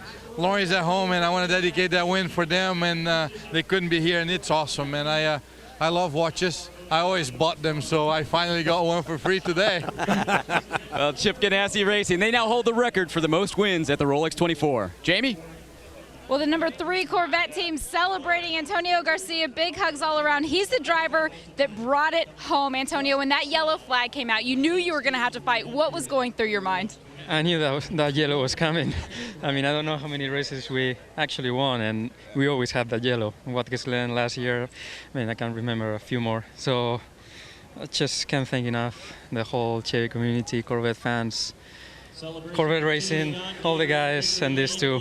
I mean, we all did amazing. I mean, I think out of trouble, the car is in perfect shape, not a single touch. So I think that's what it takes. I mean, just to keep it alive and brought it home in one piece, and that's the thing. So again, finally I get this watch, and I think this guy, he was waiting a few years for that.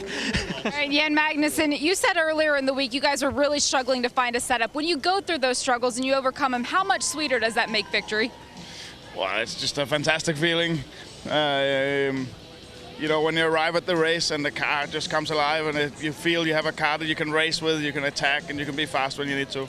And you know that you're in with a shot, and then you got to be lucky. You have to stay out of trouble, run to your plan, and I think everybody in the 3 car, the crew, drivers, everybody just performed perfectly today. We were fast, no mistakes, push when we have to, relax when we need to. So it's fantastic.